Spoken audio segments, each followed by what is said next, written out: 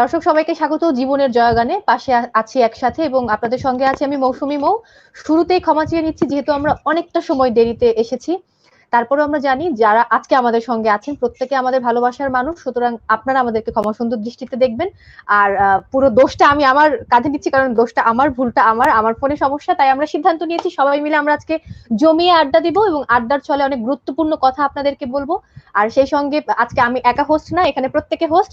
কারণ আপনারা জানেন আজকে যে চারজন আমার সঙ্গে আছেন প্রত্যেকেই সুবক্তা এবং অনেক তুখোড় সুবক্তা, এবং আমি মোটামুটি ভয়ে আছি, আতঙ্কে আছি যে এদের সামনে বসে কথা বলাটা খুব দুরূহ একটা কাজ, এবং সেই দুরূহ কাজটা আজকে আমরা করব। তবে একটা সুবিধা হচ্ছে যেহেতু প্রত্যেকে আজকে উপস্থাপনা করবেন, তার মানে আমার দায়ভার একটু কম। আর আপনারা জানেন আজকে আমাদের সঙ্গে কে আছেন, দেখতেই পাচ্ছেন আমাদের খুব পরিচিত এক একটা মুখ। আমার মনে হয় আমি যিনি আমাদের একেবারে সবার এখানে অভিভাবক, আমাদের সাইফুল আজিম ভাই, তার সঙ্গে একটু পরিচিত হই। সাইফুল আজিম, তিনি আছেন এক্সিকিউটিভ ডিরেক্টর গ্রে, আছেন জাভেদ সুলতান পিয়াস আমার বড় ভাই, এবং তাকে আমি বলি এনসাইক্লোপিডিয়া। এবং তিনি, তার সম্পর্কে আমরা সবাই জানি, আমাদের ইয়াং ডিজিটাল মার্কেটার। আছেন প্রীত রেজা, আমার চোখে তিনি আমার দেখা অন্যতম একজন সুদর্শন মানুষ এবং বাংলাদেশের সেরা আলোকচিত্রী। এবং বরাবর তাকে আমি এই কথা বলে আসি, এবং আমি তাকে দেখে প্রথমবার ক্রাশ খেয়েছিলাম, সেটা অনেক আগের কথা, একটা শো হোস্ট করতে গিয়ে। তারপরে অনেকবার তার সঙ্গে আমার হোস্ট বিভিন্ন প্রোগ্রামে দেখা হয়েছে। এবং আমাদের তরুণদের অনুপ্রেরণার নাম যেটি, সেটা হচ্ছে আয়মান সাদিক। তাকে নিয়ে আর বেশি কিছু বলতে হয় না, যে কথাটি বললাম, আমাদের অনুপ্রেরণার নাম আয়মান সাদিক এবং 10 মিনিট স্কুলের প্রতিষ্ঠাতা। এবং আমি শুরুতেই আয়মান সাদিককে দিয়ে দিব, বাকি অংশটুকু সে পরিচালনা করবেন, এরপর আমি আবার হাত তুলে আমার অংশটুকু আমি নিয়ে নেব। ওকে, আয়মান সাদিক। আসসালামু আলাইকুম আপু, থ্যাংক ইউ সো মাচ। আমার সবাইকে আমার স্ক্রিনে আনলে ভালো হয়, আমি তো একা চলে আসছি। সবাইকে আমার এই তো, নাও ইটস গুড। সো আমরা আজকে এই লাইভটাতে একটা ইন্টারেস্টিং কাজ করছি, সেটা হলো আমরা আস্তে আস্তে হোস্ট চেঞ্জ করব। তার কারণ হলো একটা মাইকের একটু অসুবিধার কারণে অনেক ইকো হচ্ছে। সো এই সময়টার জন্য আমি এখন হোস্ট। সেকেন্ড, আমি একটা জিনিস জানতাম না প্রীত ভাই, আপনি যে প্রথম আপনার ডেজিগনেশন হলো যে আপনি সুদর্শন পুরুষ।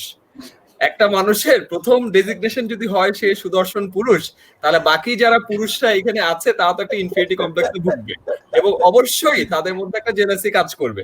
এবং এখান থেকে আমরা একটা বিদ্রোহের মতো করতেই পারি, এবং আমরা তিনজন মিলে একটা কোয়ালিশন তৈরি করব একটু পরে আপনাকে পচানোর জন্য। এবার আপনার এই ব্যাপারে কিছু বলার আছে কিনা আপনি বলতে পারেন, নাহলে আমরা শুরু করে দিই। না না, আমি সারেন্ডার। আমার লাইভে বেশি ভেজাল করা যাবে না। লাইভে বেশি ভেজাল করা যাবে না। পলাপু আছে, পলাপুকে একটু ডাকেন তাহলে। বারবার কিন্তু পেছনে তাকাচ্ছে পলাকে দেখার জন্য। মানে হেডফোন ছিল তো, শুনে নাই, কেউ কিছু শুনে নাই। It's okay. ভালো কথা বলছেন, সবাই সেফ থাকার জন্য আসলে হেডফোন ইউজ করতেছে, আমি খালি একাই হেডফোন ইউজ করতেছি না। এনিওয়ে, আজকে আমাদের সাথে যে আড্ডার একটা আমরা আয়োজন করেছি, এখানে আমরা খুব একটা সিরিয়াস কথা বলতে চাই না, আমাদের নিত্যদিনের কথাবার্তার একটা আড্ডা, আড্ডার মধ্য দিয়ে আমাদের কিছু আইডিয়া হয়তো বা শেয়ার করবো। তো ফার্স্টে আমি পিয়াস ভাইয়ের কাছে জানতে চাই, পিয়াস ভাই আপনি একটা বিশাল অর্গানাইজেশনের একটা বিশাল দায়িত্বে আছেন, এখন একটা বিশাল ডিজিটাল ট্রান্সফরমেশনের মধ্যে দিয়ে আপনারা যাচ্ছেন। সো আপনার পার্সোনাল লাইফে ট্রান্সফরমেশন কেমন হচ্ছে, কতটুকু থালা বাসন মাজছেন, এবং আপনার অর্গানাইজেশনের ট্রান্সফরমেশন কেমন হচ্ছে, কি কাজ করছেন, এটা নিয়ে আমরা আজকে শুরু করতে পারি। না, আসলে এটা তো একটা ডিফারেন্ট টাইমের মধ্যে দিয়ে যাচ্ছি আমরা। গত 2 মাস আসলে লাইফে আমরা জানি আমাদের সবার লাইফে এই ধরনের সময় আসেনি। সো ডেফিনেটলি এটা সারা পৃথিবীর জন্য একটা সংকটের সময়, ভীষণ সংকট। বাট তারপরেও কিন্তু একটা কিছু, এই বিপদের মধ্যেও কিছু বিউটিফুল জিনিস বেরিয়ে আসে, তাই না? সো আমার কাছে মনে হয় এই যে এতটা সময় বাসায় থাকছি, আগে কখনো থাকা হয়নি, ফ্যামিলিকে টাইম দেওয়া হচ্ছে, এট দ্য সেম টাইম আমি কিছু কাজ করছি, যেমন ঘড়ি ধরে এখন আমি 1-1.5 ঘন্টা হাঁটাহাঁটি করি, এটা আগে কখনো করা হয়নি। ঠিকই বলেছেন, ছাদে গিয়ে হাঁটি। এই যে 8টা থেকে 9:30 পর্যন্ত আমার প্রতিদিন হাঁটা হয়, এটাও একটা মানে। বাবা আজকে একটা নিউজ দিল ভাইয়া যে 11টা থেকে 12টা ছাদে হাঁটলে ভালো, ভিটামিন ডি বেশি পাওয়া যায়। এটা তো দিনে আমি রাতের কথা বলছি। ও আচ্ছা, রাতে। আর বাসার কিছু কাজ তো ভাগ করে নিতে হচ্ছে, কারণ হেল্পিং হ্যান্ডস নেই এখন। সো আমি এমনিও রান্না বান্না করতে পছন্দ করি, কিন্তু এখন যে সেটা খুব করা হচ্ছে না, বাট বাসন কোসন মাজা হচ্ছে, বিভিন্ন সময় হেল্প করা হচ্ছে। সো এটা ডিফারেন্ট টাইম। আর আমার কাজের ক্ষেত্রে যেটা বলেছেন, এটা সবার ক্ষেত্রে আসলে আমরা একটু আগে ডিসকাস করছিলাম অফলাইনে, যে আসলে এখন যে সময়টায় যাচ্ছি, বা 1 মাস 2 মাস 3 মাস 1 বছর পর যে সময়টার মধ্যে আমরা আসবো, এটা একটা ডিফারেন্ট ওয়ার্ল্ড হবে হয়তো, যেটা আমরা এখনো কেউ পুরোপুরি জানি না, সেটার জন্য প্রস্তুতি নিচ্ছি। বাট তখন হয়তো বা ওইটাই হবে নিউ নর্মাল, এটা আমাদেরকে মেনে নিতে হবে। সো ওইটার সাথে আসলে আমরা ফাইট করছি। বাংলাদেশে কোনো অফিসই আসলে মেইন স্ট্রিম অফিস, যারা একটা ফিজিক্যাল প্রোডাক্টকে হোল্ড করে, তারা কখনো ভাবেনি যে বাসায় বসে হোম অফিস নামে একটা জিনিস করা যায়, বাট এটা কিন্তু আমরা করে ফেলেছি গত 1-1.5 মাস ধরে আমরা সাকসেসফুলি করছি। এবং এই ধরনের নতুন নিউ নর্মাল উইল কাম, অনেক কিছু আসলে আসবে এবং আমরা এটার সাথে অ্যাডাপ্ট করবো এবং আমার মনে হয় আমরা সবাই মিলে এইভাবেই আমরা এই অবস্থা থেকে উত্তরণ করবো। সো দ্যাটস, আমরা আসলে নিউ নর্মালের মধ্যে দিয়ে যাচ্ছি। Hope for the best and দেখা যাক। এই অসম। সো প্রীত ভাই আমাদের আজকের সুদর্শন পুরুষ, আপনার কেমন?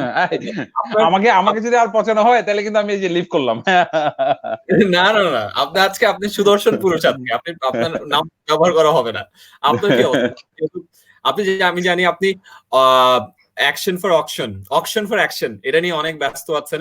এটাতে অনেক অ্যামেজিং কিছু কাজ করা হচ্ছে, অনেক বিখ্যাত মানুষদের জিনিসপত্র অকশনে তোলা হচ্ছে। আমি দেখলাম প্রথমবারই মনে হয় 15 লাখ টাকা দিয়ে সাকিব আল হাসানের ব্যাটটা অকশনে তোলা হলো। তারপর আমি দেখলাম তাহসান ভাইয়ের গানের ড্যাট কপি, তারপর তাহসান ভাই নিজে 3 জন মানুষকে ডাকবে, পিয়ানো দিয়ে গান শোনাবে, অনেক অ্যামেজিং কাজ করছেন। সো ওভারঅল আপনার অকশন ফর অ্যাকশনের কাজ কেমন যাচ্ছে?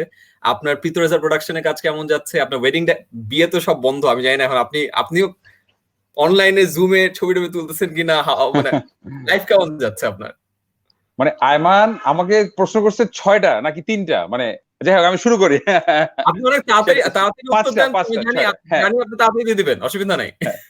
সো আয়মান প্রথম মানে যখন শুরুটা হলো প্রথম দিকে খুব ট্রমাটাইজ হয়ে গেলাম, নিউজ দেখে বা আশেপাশে সবকিছু দেখে একদম ভয় পেয়ে গেছিলাম, মুশড়ে গিয়েছিলাম আর কি। তারপর আসলে কয়েকটা দিন সময় লেগেছে কামব্যাক করতে, অস্বীকার করবো না। কিন্তু পরে মনে হলো যে আসলে ওই যে নিউ নর্মাল আসলে যেটা পিয়াস ভাই বলছিলেন, এবং আমরা ভাবছিলাম যে আসলে কিভাবে আমি এই আমার ভূমিকাটা আসলে কি হবে। বারবার আমার কাছে মনে হচ্ছিল যেমন আমার প্রচুর ফটোগ্রাফার বন্ধুরা বা প্রচুর আশেপাশের মানুষ, দিন শেষে তো আমি আসলে একজন ফটোগ্রাফার, আলোকচিত্রী।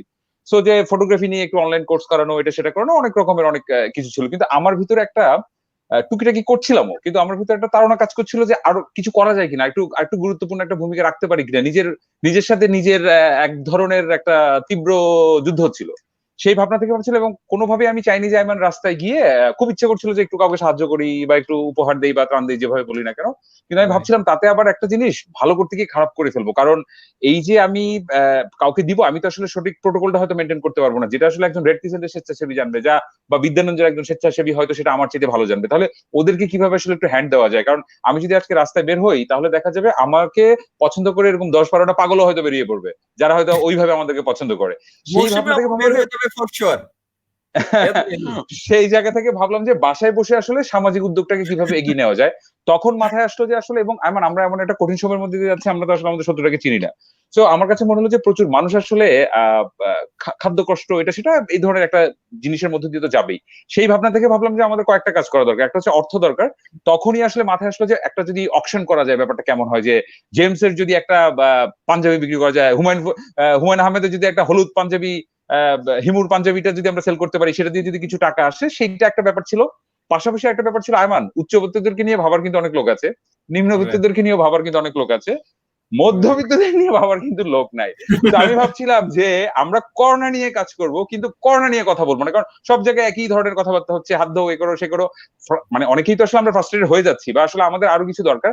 ভাবছিলাম যে আসলে কোনোভাবে একটা ওই 1 ঘন্টা একটু মজার করা যায় কিনা, যেটা আয়মান সাদিক হয়তো আয়মান সাদিকের জায়গা থেকে করছে, একটা মজার, ওই দিন একটা ডিবেট দেখলাম, সেরকম এই অনেকগুলা কালেকটিভ ভাবনা মিলেই আসলে আমাদের এই অকশন ফর অ্যাকশনের আসলে শুরু হয়। এবং আমরা আসলে কৃতজ্ঞ, কারণ সাকিবের ব্যাটটা দিয়ে শুরু হয়। কারণ সাকিব আল হাসান যখন আসলে সাথে আসে, বা উনি যখন আমাদের সাথে আসলে অ্যাগ্রি করেন, তখন আসলে কলিজার সাইজ বড় হয়ে যায়।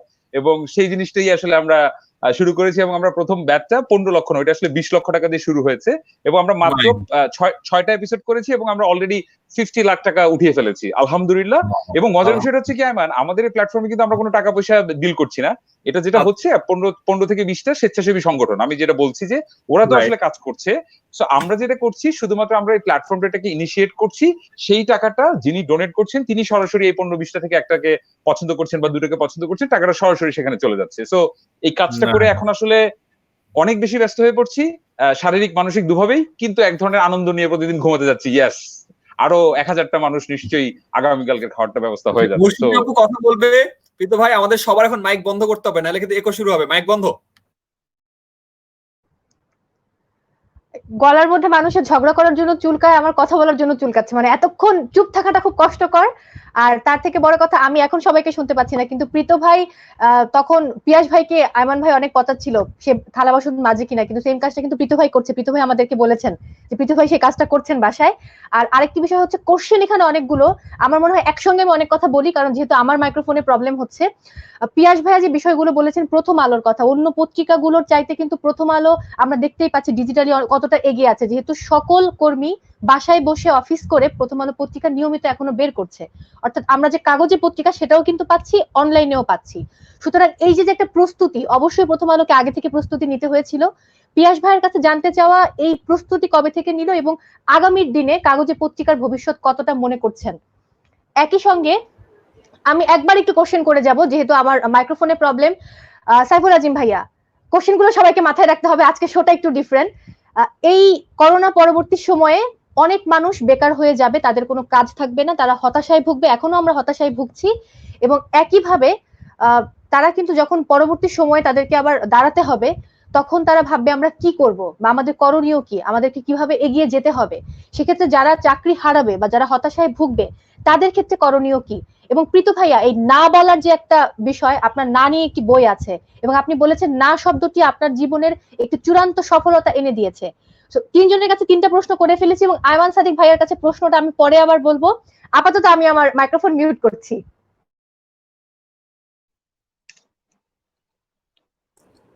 কে কথা বলবে? সাইফুল ভাই শুরু করুক তাহলে মনে বেটার। হ্যাঁ, সাইফুল ভাই শুরু করুন। সাইফুল ভাই, বিগ বস। আচ্ছা, এখন আর বিগ বসের কিছু নাই, এখন বিগ বসের নিজেরই অবস্থা খুব খারাপ। আসলে আসলে যেটা হচ্ছে যে কি, বিশেষ করে আমাদের সেক্টরটা, যারা আমরা সেবা খাতে আছি, মানে আমরা যারা সার্ভিস ইন্ডাস্ট্রিতে আছি, আমাদের জন্য খুবই চ্যালেঞ্জিং ব্যাপারটা এখনই। আমার মনে হয় পিয়াসের জায়গা থেকে বলবে, ও মৌ যেটা বললো, পত্রিকা বা অন্যান্য মিডিয়ার অন্যান্যদের যে অবস্থা, তারাও কিন্তু খুব একটা ভালো নাই। সেটা পিয়াস নিশ্চয়ই বলবে। কিন্তু আমাদের এখানে হচ্ছে দেখি, আমাদের ইন্ডাস্ট্রিটার আবার হচ্ছে দেখি এই অ্যাকসেপ্টেন্সটা না, মানে সবাই কিন্তু জানে না। ওরা আসলে মানে আমাদের প্রশাসনের জায়গা থেকে বলি, মানে যারা আমাদের রাষ্ট্রের বিভিন্ন জায়গায় আছেন, আসলে আমরা যে কি কাজ করি, কি আমাদের মানে অবদান, বা আমরা আসলে যে এখানে যে যোগাযোগের একটা মাধ্যম আমরা, সেটা কিন্তু অনেকেই জানে না। বিশেষ করে আমরা যদি বলি যে আমি অ্যাডভার্টাইজিং এজেন্সিতে কাজ করি, তো সেই ক্ষেত্রে কিন্তু মানুষজন নোটিস করতে পারে না অ্যাডভার্টাইজিং এজেন্সি কি কাজ, কি বিষয় আসলে। হ্যাঁ, কিন্তু ইন্টারেস্টিং ব্যাপারটা হচ্ছে যে কি, আপনি যদি দেখেন সরকারি বলেন, কর্পোরেশন বা সরকারি যে সংস্থাগুলি আছে, তারপরে হচ্ছে দেখি যে কোনো কর্পোরেট হাউস, মানে তাদের যদি পণ্যের কথা বলি, হ্যাঁ, এই এদের সাথে সাধারণ মানুষের সাথে যে কোনো মাধ্যমেই যোগাযোগটা করে দিচ্ছি কিন্তু আমরা।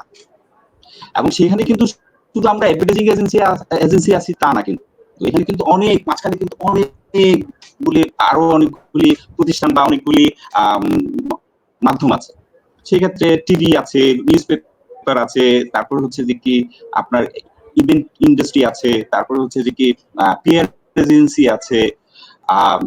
এরপরে যারা আমরা এই সব এই যে মিডিয়া, যেসব এই পত্রিকায় আমরা বিজ্ঞাপনগুলি যারা ছাপায় এবং টিভিতে যারা বিজ্ঞাপনগুলি আমরা দেখতে পাই, এইগুলো তো একটা মাধ্যম হয়ে যায়, মিডিয়া হয়ে যায়। ওইটাও কিন্তু একটা বড় ইন্ডাস্ট্রি, টোটাল এই ইন্ডাস্ট্রিটা কিন্তু। এবং এদের সাথে যদি আবার আমরা ইনডিরেক্টলি যারা কাজ করে, সে আমি ইভেন্টের কথা যদি বলি, ইভেন্টে তো আমরা ইভেন্ট করে আমরা একটা 5 তারকা একটা হোটেলে একটা ইভেন্ট করে ফেললাম, বা একটা কোনো একটা ভেন্যুতে ইভেন্ট করে ফেললাম, কিন্তু ওই ইভেন্টের পিছনে যে কতগুলি লেবার কাজ করতেছে, কতগুলি প্রতিষ্ঠান কাজ করতেছে, সাউন্ড, লাইট, তারপর ডেকোরেটর, হ্যাঁ, এই টোটাল আমরা যদি ধরি, এই ইন্ডাস্ট্রি কিন্তু কম না, এটি বিশাল বড় একটা ইন্ডাস্ট্রি মোটামুটি। এবং এইখানে যারা কাজ করে, এরা আসলে ম্যাক্সিমাম লোকজন হচ্ছে দেখি মানে ইয়াং জেনারেশনের কাজ করে, আমরা যদি দেখি আর কি। তো এরা হচ্ছে দেখি টোটাল দেশের যদি যোগাযোগ, মানে আপনি যে কোনো একটা তথ্যের যোগাযোগের, মানে আপনার তথ্যটাকে পৌঁছায় দেওয়ার কাজটা কিন্তু এরা করতেছে। যে কারণে সরকারের জায়গা থেকে হোক, সেইটা বেসরকারি কোনো প্রতিষ্ঠানে হোক, এনজিও হোক, সেইটা আপনার কর্পোরেট হাউস হোক, তাইলে কিন্তু একটা বিশাল বড় কাজ করতেছে, কিন্তু কেউ নোটিস করতেছে না, কেউ জানে না, এই ইন্ডাস্ট্রির ব্যাপারেই জানে না। এখন এইখানে যে কতগুলি লোক এখন আমরা চাকরি হারানো মানে একটা হুমকির মধ্যে পড়েছে, এবং ইভেন এই যে কৃত কিন্তু আমাদের ইয়েতেই পড়ে, কারণ ইভেন্ট ইন্ডাস্ট্রির সাথে বা কোনো এজেন্সির ইন্ডাস্ট্রির সাথে কৃতর মতো যারা আছে, এরাও কিন্তু আসলে ভিডিওগ্রাফার যারা আছে, এরা কিন্তু আমাদের সাথেই কাজ করছে। এখন এইখানে হচ্ছে দেখি এখন তো কোনো কাজ নেই, আমরা আসলে কোনো কাজই মানে আমাদের আসলে কোনো কমার্শিয়াল কোনো কাজ হচ্ছে না। এর পরবর্তীতে যেটা হচ্ছে দেখি সামনে আসলে কি হবে সেটা আসলে আমরা এখন কেউ প্রেডিক্ট করতে পারছি না, কিন্তু এতটুকু বুঝতে পারতেছি যে আগামী 6 মাস অন্তত আমাদের কোনো কাজ থাকবে না, থাকলেও খুব কম। মানে এটা এখন আমাদেরকে আসলে একটু বিশাল চ্যালেঞ্জের মধ্যে দিয়ে যেতে হবে, এবং আমাদেরকে নিজেদের ইনোভেশনের একটা বড় একটা চ্যালেঞ্জে আছি আমরা। কি নতুন কি মাধ্যম বের করতে পারি যোগাযোগে, এই যে কারো কোনো তথ্য সরকারের বলেন বা যে কারো এখন আসলে নতুন মাধ্যম, নতুন আমরা এখন তো আমরা এর মধ্যে তো অনেকগুলি শব্দ নতুন আসছে, সোশ্যাল ডিস্টেন্সিং, তারপর হচ্ছে কোয়ারেন্টাইন, এগুলো আমরা নতুন নতুন শব্দ এখন এইসব ধরে এখন আসলে আমরা কি করতে পারি, এগুলো আসলে ইনোভেশনের মধ্যে যেতে হবে, চ্যালেঞ্জের মধ্যে দিয়ে যেতে হবে। আসলে আমরা খুব একটা খুবই কঠিন সময় পার করছি, কিন্তু তারপরে তো আমাদের চেষ্টা তো আমরা বন্ধ করতে পারি না। এটাই তো আমাদের কাজ, চ্যালেঞ্জ নেওয়া এবং নতুন কিছু বের করা, ইনোভেশন করা। আমরা চেষ্টা করতেছি, আপনারা যদি খেয়াল করেন দেখবেন যে কি আমরা সবাই মোটামুটি চেষ্টা করতেছি কি মানুষকে ভালো রাখার জন্য, মানুষকে উজ্জীবিত করার জন্য আমরা আমাদের কার্যক্রম কিন্তু চালিয়ে যাচ্ছি। সেটার জন্য আমরা কারো কোনো স্পন্সর বা কমার্শিয়াল কোনো ভ্যালু নিয়ে আমরা কাজ করতেছি তা না। আমরা আমাদের নিজেদের বোধ থেকে, নিজেদের উদ্যোগেই আমরা অনেক কিছু করেছি। এর মধ্যে প্রথমেই আমরা ইয়ে করেছি যে কি বাসায় থাকার জন্য একটা, আপনারা নিশ্চয়ই দেখেছেন, আমি আর ওইটা মানে এইসব না বলি, অনেকেই করেছে, এর মধ্যে ধরেন আমরাও করেছি। এরপরে হচ্ছে পয়লা বৈশাখে আমরা একটা গান করেছি, এই সোহে বৈশাখ, হ্যাঁ, এটা নিয়ে আমরা যেটা আমরা সবাই তো বাসায়, তখন আমরা এটাকে ধরে একটা গান করলাম, সেটা আমাদের নিজস্ব উদ্যোগে আমরা নিজেরা করলাম। তারপর হচ্ছে যে কি আমরা বিভিন্ন ধরনের গান, এই যে প্রথম আলো প্ল্যাটফর্মে আমরা কিছু জিনিস শেয়ার করতেছি, পিয়াস আমাদেরকে হেল্প করতেছে, প্রথম আলো সম্পাদক হেল্প করতেছে। আমরা আসলে মানুষজনকে জানাতে চাই যে কি আমরা আছি তোমাদের সাথে, তোমাদেরকে মানে তথ্য দেওয়ার জন্য, তোমাদেরকে উজ্জীবিত রাখার জন্য আমরা আমাদের চেষ্টা চালিয়ে যাচ্ছি। এখন ইন্ডাস্ট্রির অবস্থার সামনে কি হবে সেটা আসলে আমি এখানে আজকে বললে হবে না, মানে আমি আজকে একটা কথা বলবো সেটা আসলে আমি জানি না যে আসলে এটা কি হবে। তবে বুঝতে পারছি যে আমাদেরকে নতুন চ্যালেঞ্জের মধ্যে দিয়ে যেতে হবে, আমাদেরকে ইনোভেশন করতে হবে। তার পরবর্তীতে আবার আসবো, আবার অন্য কথা বলবো। আসলে এখন কোনো কিছু প্রেডিক্ট করে বলাটা ঠিক হবে না আর কি।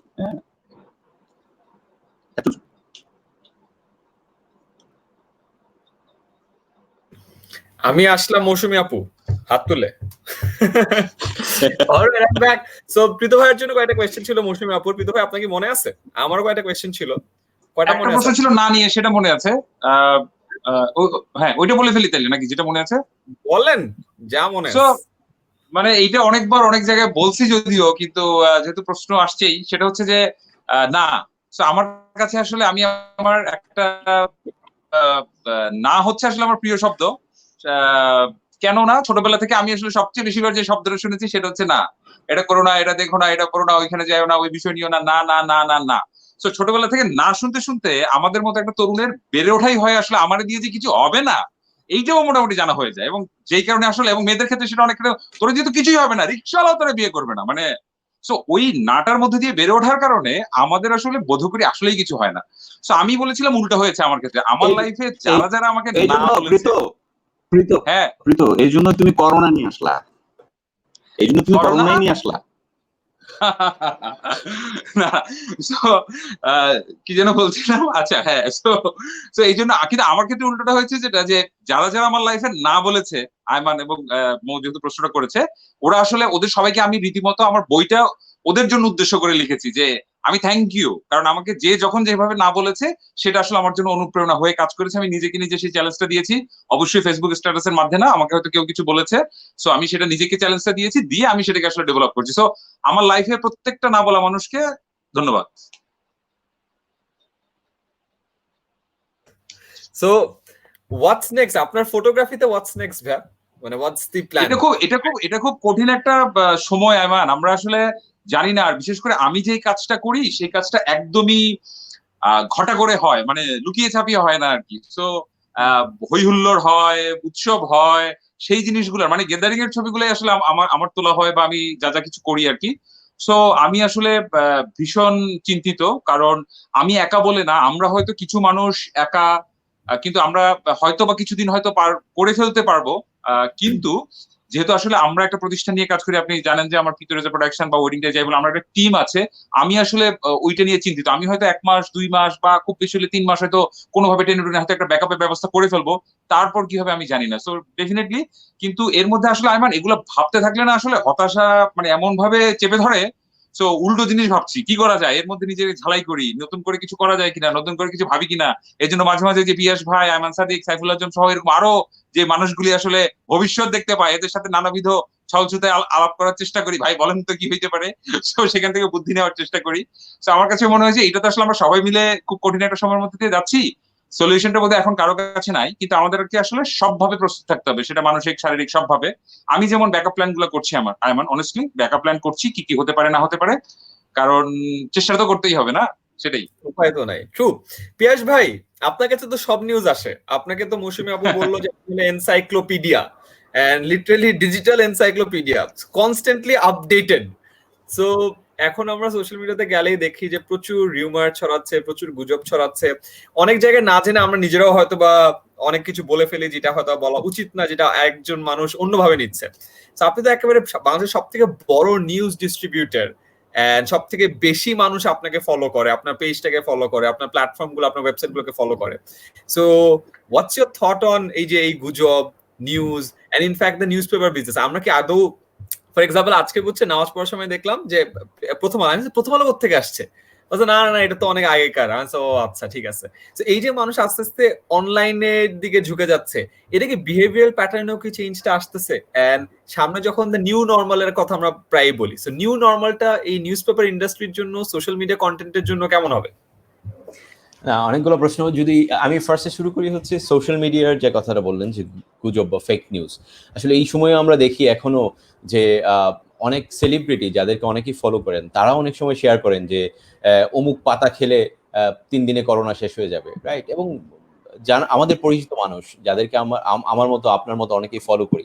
সো বেসিক্যালি আসলে আমার মনে হয় কি, আমাদের একটা এই ধরনের সোশ্যাল মিডিয়া এটিকেট বলি বা লিটারেসি বলি, সেইটা আমাদের একটু দরকার এখন, যে আমরা কি শেয়ার করছি, আমি কি বলছি। আমি যে আসলে মানে সামনে একটা মানুষকে যে কথা বলতে পারি না, সেটা সোশ্যাল মিডিয়াতেও বলতে পারি না, সেইটা মনে হয় আমাদের বোঝার একটা সময় হয়েছে। This the first thing. Second of all হচ্ছে এট দ্য সেম টাইম কি আমি শেয়ার করছি, মানে মাটিকামরানো.com শেয়ার করছি নাকি যে পোর্টালের নিউজটা আমি শেয়ার করছি তাদেরকে আমি চিনি কিনা। সো আমি বলবো যে পূর্বে নতুন করে কাউকে চেনার আসলে দরকার নেই। পুরনো যাদেরকে আমরা এখনো চিনি, যাদের উপরে আমরা বিশ্বাস রাখতে পারি, তাদেরটাই শুধু এখনো শেয়ার করা উচিত। ঠিক আছে, এইটা গেল একটা প্রথম ব্যাপার। এটা হচ্ছে আমাদের ইউজার বা রিডার্সদের রেসপন্সিবিলিটির কথা বলছি। অন দ্য আদার হ্যান্ড আরেকটা ব্যাপার চলে আসে, যেটা হচ্ছে যে আসলে দ্য প্ল্যাটফর্ম সোশ্যাল, এই যে ফেসবুক এত বড় একটা প্ল্যাটফর্ম, কোটি কোটি মানুষকে সার্ভ করছে, তাদের কোনো রেসপন্সিবিলিটি আছে কিনা? ডেফিনেটলি আছে, এবং সেটা নিয়ে কথা বলারও কিন্তু সুযোগ আছে আমাদের। মজার ব্যাপার হচ্ছে যে ফেসবুক গত 2 সপ্তাহ ধরে বাংলাদেশে একটা নতুন সার্ভিস চালু করেছে, এটাকে বলছে হচ্ছে ফ্যাক্ট চেকিং। এটা বিদেশে, ইউরোপ আমেরিকাতে আগে ছিল অনেকদিন, আমরাও আসলে অনেকবার দাবি করেছি। তো ফেসবুক আমাকে বলেছে যে তারা এটা চালু করেছে, বাংলাদেশে একটা এজেন্সি কাজ করছে যারা আসলে ফ্যাক্ট চেকিং করবে, এবং যারা এই ধরনের ভুয়া খবর দিচ্ছে যে গ্রুপগুলা পেজগুলা, তাদেরকে রিচ কমিয়ে দিবে। সো এটা গেল তো সোশ্যাল মিডিয়ার ব্যাপারগুলো, ফেক নিউজের ব্যাপারগুলো। আমি তারপর আবার যদি রিপিট করি, সেটা হচ্ছে যে আসলে রেসপন্সিবিলিটি, যারা আমরা শেয়ার করছি, যারা আমরা কথাটা বলছি, তাদের রেসপন্সিবিলিটি ডেফিনেটলি আছে। এইবার আসি সংবাদ মাধ্যমের কথা। আমার কাছে মনে হয় হচ্ছে আসলে মূল এই যে টিভি মাধ্যম বলেন, রেডিও বলেন, একটা সময় যখন টিভি আসলো তখন সবাই মনে করেছিল যে রেডিও থাকবে না আসলে, তাই না? রেডিও তো বিলুপ্ত হয়ে যাবে, কিন্তু end of the day radio কিন্তু আছে, এখনো আছে, তাই না? এটার রিলেভেন্সটা এখনো আছে। সো টাইম উইল সে যে কোন মিডিয়াটা রিলেভেন্স থাকবে, কোন মিডিয়াটা রিলেভেন্স থাকবে না। বাট একটা জিনিস যেটা থাকবে, radio, TV, news paper, online, what next we don't know, সবকিছু মিলে একটা জিনিস কিন্তু খুব বেসিক এবং কনস্ট্যান্ট আছে, সেটা হচ্ছে সংবাদ, মানে হচ্ছে journalism. So journalism or the content creation will be there. Content creation or journalism will dominate the whole thing. So no matter what's the media is, but যারা কন্টেন্ট তৈরি করবে, যাদের সেই ক্যাপাসিটি যাদের থাকবে, তারা আসলে ডমিনেট করবে। So journalism or good content will be always there. So আপনি বলছেন যে ডেফিনেটলি একটা সংকট যাচ্ছে, একটা চেঞ্জ আসছে, মানুষ অনলাইন মাধ্যমে এখন বেশি যুক্ত হচ্ছে, কারণ আর কোনো উপায় নেই। এট দ্য সেম টাইম আমরা বলে রাখি যে আমাদের ছাপা হচ্ছে এবং ভালো নাম্বারেই ছাপা হচ্ছে। শুরুর দিকে একটা ধাক্কা ছিল, কিন্তু এখন কিন্তু সেটা মোটামুটি ওভারকাম করা গেছে। আমি আমাদের পার্শ্ববর্তী দেশের মিডিয়াগুলোর সাথে আমাদের যোগাযোগ আছে, তা সেখানে একই অবস্থা ছিল, কিন্তু আস্তে আস্তে উত্তরণ হচ্ছে। ওই যে যেটা বললাম যে আমরা আসলে ওভারকাম করবোই সবকিছু। এটা ব্যাক এন্ড ফরওয়ার্ড ইন্ডাস্ট্রির জন্য যেমন সত্য, সব যে কোনো মাধ্যম, সাকিব ভাই বললেন যে ইভেন্ট এন্ড কমিউনিকেশন ইন্ডাস্ট্রির জন্য যেমন সত্য, নিউজ মিডিয়া কোম্পানি গুলোর জন্য একই রকম, একইভাবে সত্য ব্যাপারগুলো। সো আমি আর কাউকে দেখতে পাচ্ছি না, সবাই কি আছে নাকি আমরা? ওকে, মিউট আছে। আইমানকে প্রশ্ন করবো না? হ্যাঁ হ্যাঁ, আইমান মিউট আছে এবার। আইমান মিউট আছে? আচ্ছা, মৌসুমী আবার হাত তুলেছে। আমি মানে প্যানেল তো আমার হাতে নাই, সো মৌসুমী আপু হাত তুলছে জন্য আমি ভয়ে মিউট করে রাখছিলাম। ও আচ্ছা, তাহলে মিউট করে দিচ্ছি। ও এবার সবাই ভয়ে মিউট করে ফেলেন, কারণ আমি কিন্তু হাত তুলেছি। আমার আয়মান সাদিক ভাইয়া শুধু উপস্থাপনা করছেন, তার কাছে তো অনেক প্রশ্ন ছিল। মূলত এই সময়টা আমি যেভাবে বাসায় আমার সময় কাটাচ্ছি, আমি এপ্রিলের 10 তারিখ পর্যন্ত আমাকে লাইভ করতে হয়েছে টেলিভিশনে গিয়ে। আপাতত ঘরের বাইরে যাচ্ছি না, কিন্তু যেটা আপনার কাছে প্রশ্ন, আপনি যেটা করেন, নতুন নতুন আইডিয়া তরুণদেরকে দেন, নতুন টিপস দেন, এবং প্রতিনিয়ত আমি আপনার ভিডিও ফলো করি, বা আপনার ফেসবুক পেজে আপনি যে লাইভ গুলো করেন, এক একজন বিশেষ মানুষকে নিয়ে আসেন, সে তার ওই বিষয় নিয়ে নানা রকম প্রশ্নের উত্তর দিয়ে থাকেন, এবং একইভাবে এই মানুষগুলো যে সেই কথাগুলো বলেন, সেগুলো আপনি তরুণদের কাছে পৌঁছে দেন, আমরা জানতে পারি। তো আমার জিজ্ঞাসা হচ্ছে, এই সময়টাতে তরুণরা, বিশেষ করে আমরা দেখছি যে সবাই কিন্তু ফেসবুকে লাইভ করছেন, এখন প্রত্যেকে উপস্থাপক, এখন প্রত্যেকে একজন প্রডিউসার, যেহেতু নিজেই এই বিভিন্ন অ্যাপস এর মাধ্যমে সেই লাইভটাকে তিনি নিজেই পরিচালনা করছেন। একই সঙ্গে প্রত্যেকটা মানুষের কাছে কিন্তু এখন একটা টেলিভিশন চ্যানেল আছে, যে আজকে আমরা বসে এখানে লাইভ করছি। সুতরাং নতুন কি আইডিয়া দিতে পারেন এই সময়টা, তরুণরা কিভাবে কাজে লাগাবে, যেহেতু আপনাকে আইডিয়া মাস্টার বলা হয় আমার কাছে, বা তরুণদের আইকন বলা হয়। এটা আয়মান সাদিক ভাইয়ের জন্য, আমি সবাইকে একটু দেখতে চাই, না হলে প্রশ্ন করতে যেন কেমন লাগে। এবং আমি একটু পিয়াস ভাইয়ের কাছে যাব। পিয়াস ভাইয়া, সবার জন্য প্রশ্নটা করছি। পিয়াস ভাইয়া তার এলাকাতে একটি বড় কার্যক্রম শুরু করেছে, আমি যতটুকু জানি, যদি ভুল না করি, মানুষদের পাশে থাকার জন্য। তিনি কিভাবে সবাইকে সহযোগিতা করছেন তার গ্রামের বাড়িতে, এটা জানতে চাচ্ছি। আর প্রীত ভাইয়া, অনেকগুলো বিষয় ছিল, যেহেতু অকশন ফর অ্যাকশনের কথা বলে ফেলেছে আয়মান ভাইয়া, এবং তারপরেও কিন্তু আপনারা যারা আলোকচিত্রীরা আছেন এবং বিভিন্ন ভাবে এই প্ল্যাটফর্মটাকে তৈরি করেছেন, যে আলোকচিত্র কিন্তু পেশা হতে পারে। আপনার সেই 20 টাকায় ফটোগ্রাফি শুরু করার গল্পও কিন্তু অনেকবার আমি শুনেছি, যখন বিভিন্ন প্রোগ্রামে আমরা একসঙ্গে হয়েছি। এবং এই সময়টাতে আমরা যেটা দেখি, যখন কেউ অ্যাওয়ার্ড পায়, মানুষ সেই অ্যাওয়ার্ডটাকে নিয়ে এত বেশি আলোচনা করে, কিন্তু আলটিমেটলি যারা এই প্ল্যাটফর্মটাকে সবার সামনে তুলে ধরেছে, সেই প্ল্যাটফর্ম নিয়ে বা সেই বিষয়টা নিয়ে কিন্তু আলোচনা হওয়ার কথা। সুতরাং আপনি এই বিষয় নিয়ে কি বলবেন? আর গতকালকে আরেকটি লাইভে ছিলাম, তখন একজন আলোকচিত্রী ছিলেন আমার সঙ্গে, তাকে সবাই প্রশ্ন করছিল যে এখন যেহেতু সব কাজ বন্ধ, এবং যখন সবকিছু আবার স্বাভাবিক অবস্থায় আসবে, অন্ন, বস্ত্র, বাসস্থান, শিক্ষা, চিকিৎসা, তারপরে গিয়ে তো আমরা বিনোদনে যাব, এবং বিনোদন আসলেই কিন্তু আলোকচিত্রীরা সুযোগ পাবে, তাহলে এই পেশার কি হবে? 3টি প্রশ্ন সবার কাছে, এই 3 জনের কাছে।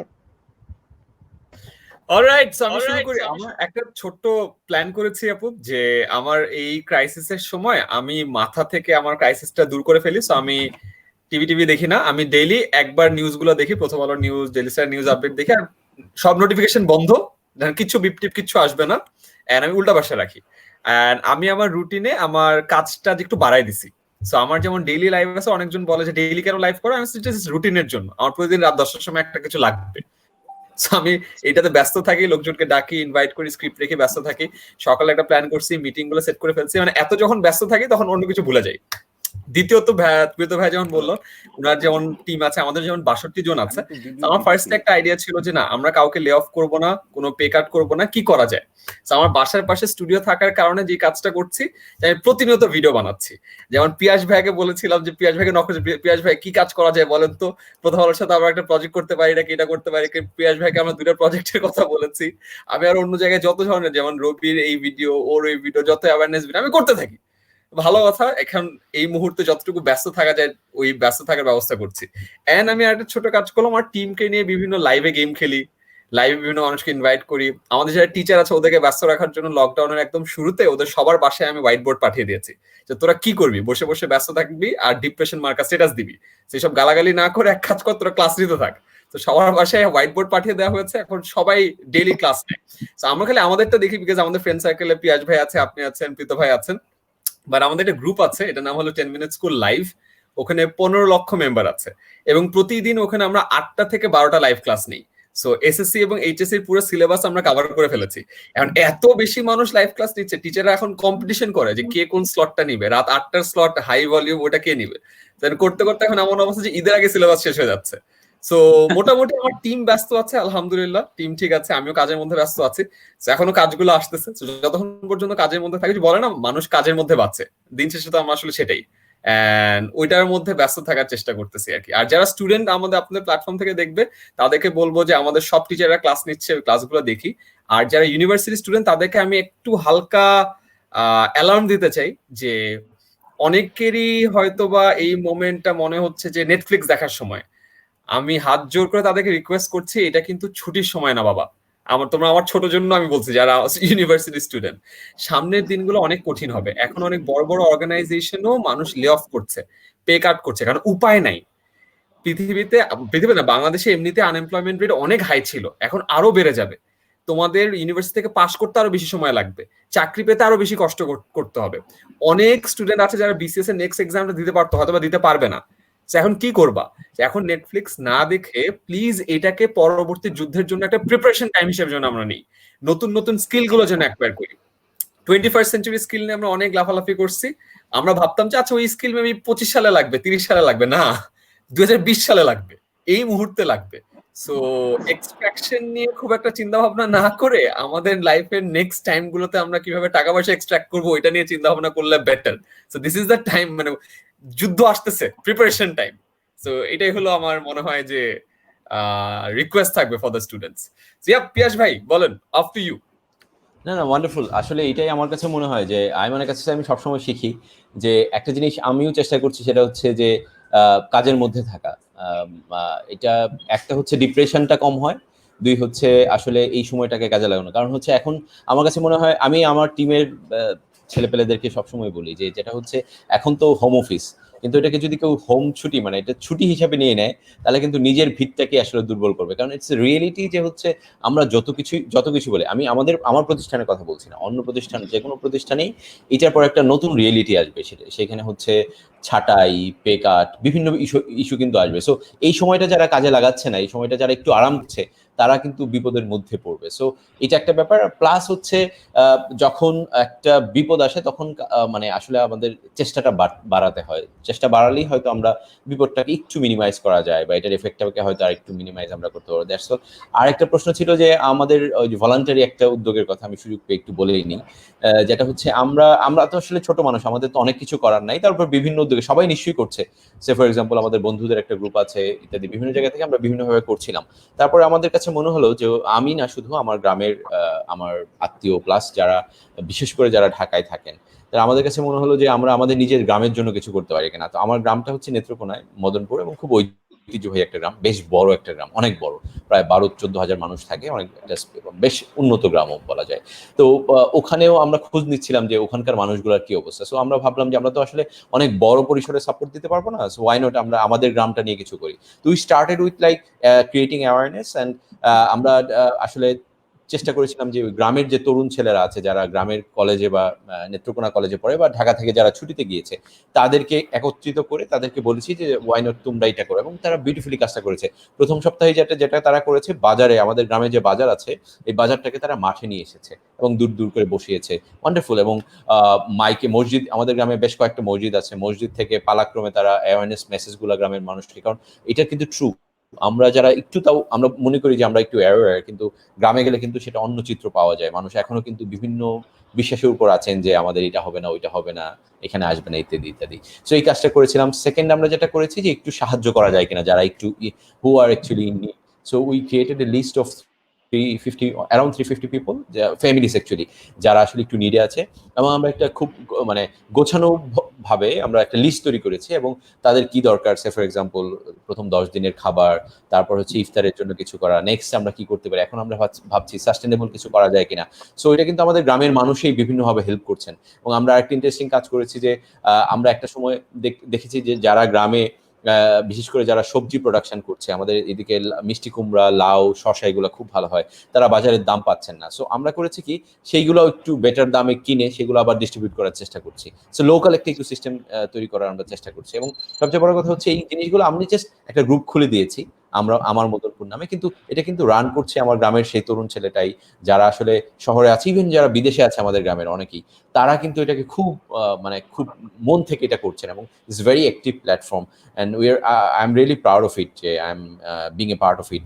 সো এইটা একটা ছোট কাজ, এবং এটা আমরা ঢাকা থেকেও যেমন মিশন সেভ বাংলাদেশ আমাদেরকে একটা হেল্প করেছে, এই সাপোর্টটা আমরা পেয়েছি, 75 ফ্যামিলিকে তারা সাপোর্ট দিয়েছে। সো আমরা চেষ্টা করছি বিভিন্ন প্ল্যাটফর্ম থেকে এই সাপোর্টগুলো নিয়ে গ্যাদার করার জন্য। Probably we started with my village, তো এটাকে একটু বড় করে হয়তো আমি আমার জেলার জন্য কিছু করতে পারি কিনা, সো এটা দেখবো। সো মূলত আমি আমার একটা কথা আমি সবসময় বিশ্বাস করি, আমি যদি আমার নিজের কাজটা করতে পারি এটাই সোসাইটির জন্য সবচেয়ে বড় কাজ হবে। সো আমি চেষ্টা করছি আমার নিজের কাজটা ঠিকঠাক করে করার, সেটা আমার পরিবারের জন্য হোক, আমার অফিসের জন্য হোক, আমার সোসাইটির জন্য হোক। সো একটু একটু করে নিজের কাজটা করার। আবার আমাদের সাথে সাইফুল ভাই জয়েন করেছে। সাইফুল ভাই, ইউ ব্যাক। হ্যাঁ, আপনি কই গেছিলেন? খাইতে গেছিলেন? হ্যাঁ, একটু পেয়ারা বানাইছে আমার মেয়ে, ওইটা খেতে গেলাম। আসলেও খাইতে গেছে? আল্লাহ, আমি তো ভাবছিলাম ফাইজলামি করলাম তার সাথে। আপনি কি কোয়েশ্চেনটা শুনছেন মৌসুমী আপুর? না না, তো মৌসুমী আপু, আমরা সবাই মাইক বন্ধ করলাম। হ্যাঁ, আমি না মানে তখন আমি সাইফুল ভাইকে কি প্রশ্ন করেছিলাম আমার নিজেরও মনে নেই, কিন্তু হঠাৎ করে মাথায় এলো আমরা 5 জনই কিন্তু ওতপ্রোতভাবে জড়িত। এই ধরেন ইভেন্ট ম্যানেজমেন্ট, সেখানে একজন হোস্ট দরকার হয়, ইভেন্ট ম্যানেজমেন্ট যেই কোম্পানিটা পরিচালনা করবে তাদের দরকার হয়। যদি প্রথম আলোর কথা বলি, পিয়াস ভাই আছেন, প্রথম আলো যে সিএসআর করবে, কর্পোরেট সোশ্যাল রেসপন্সিবিলিটি, সেখানেও কিন্তু ইভেন্টের দরকার হবে। প্রীত ভাই ফটোগ্রাফির কথা যদি বলি, ইভেন্টের দরকার হবে, সেখানে আমরা পাবলিক স্পিকার হিসেবে আয়মান সাদিককে নিয়ে যাব, সেখানেও কিন্তু ইভেন্টের দরকার হবে। সুতরাং আমাদের সবার পকেট কিন্তু খালি। 2 মাস 3 মাস ধরে লাস্ট আমি ইভেন্ট করেছি মার্চের 10 তারিখ, এবং এই বছর এত ইভেন্ট ছিল আমি ভেবেছিলাম যে একটা বড় অ্যামাউন্ট আমি জমাতে পারবো, বাট আলটিমেটলি আমার মতো অবস্থা সবার। তো সাইফুল ভাইয়ের কাছে জানতে চাওয়া, যখন করোনা থেকে আমরা পরিত্রাণ পাবো, কি মনে হয় যে কতটা সময় পরে আমরা আবার ঠিক পূর্বের অবস্থায় ফিরে যেতে পারবো, বা আমরা কিভাবে এই অবস্থা থেকে উত্তরণ পাবো?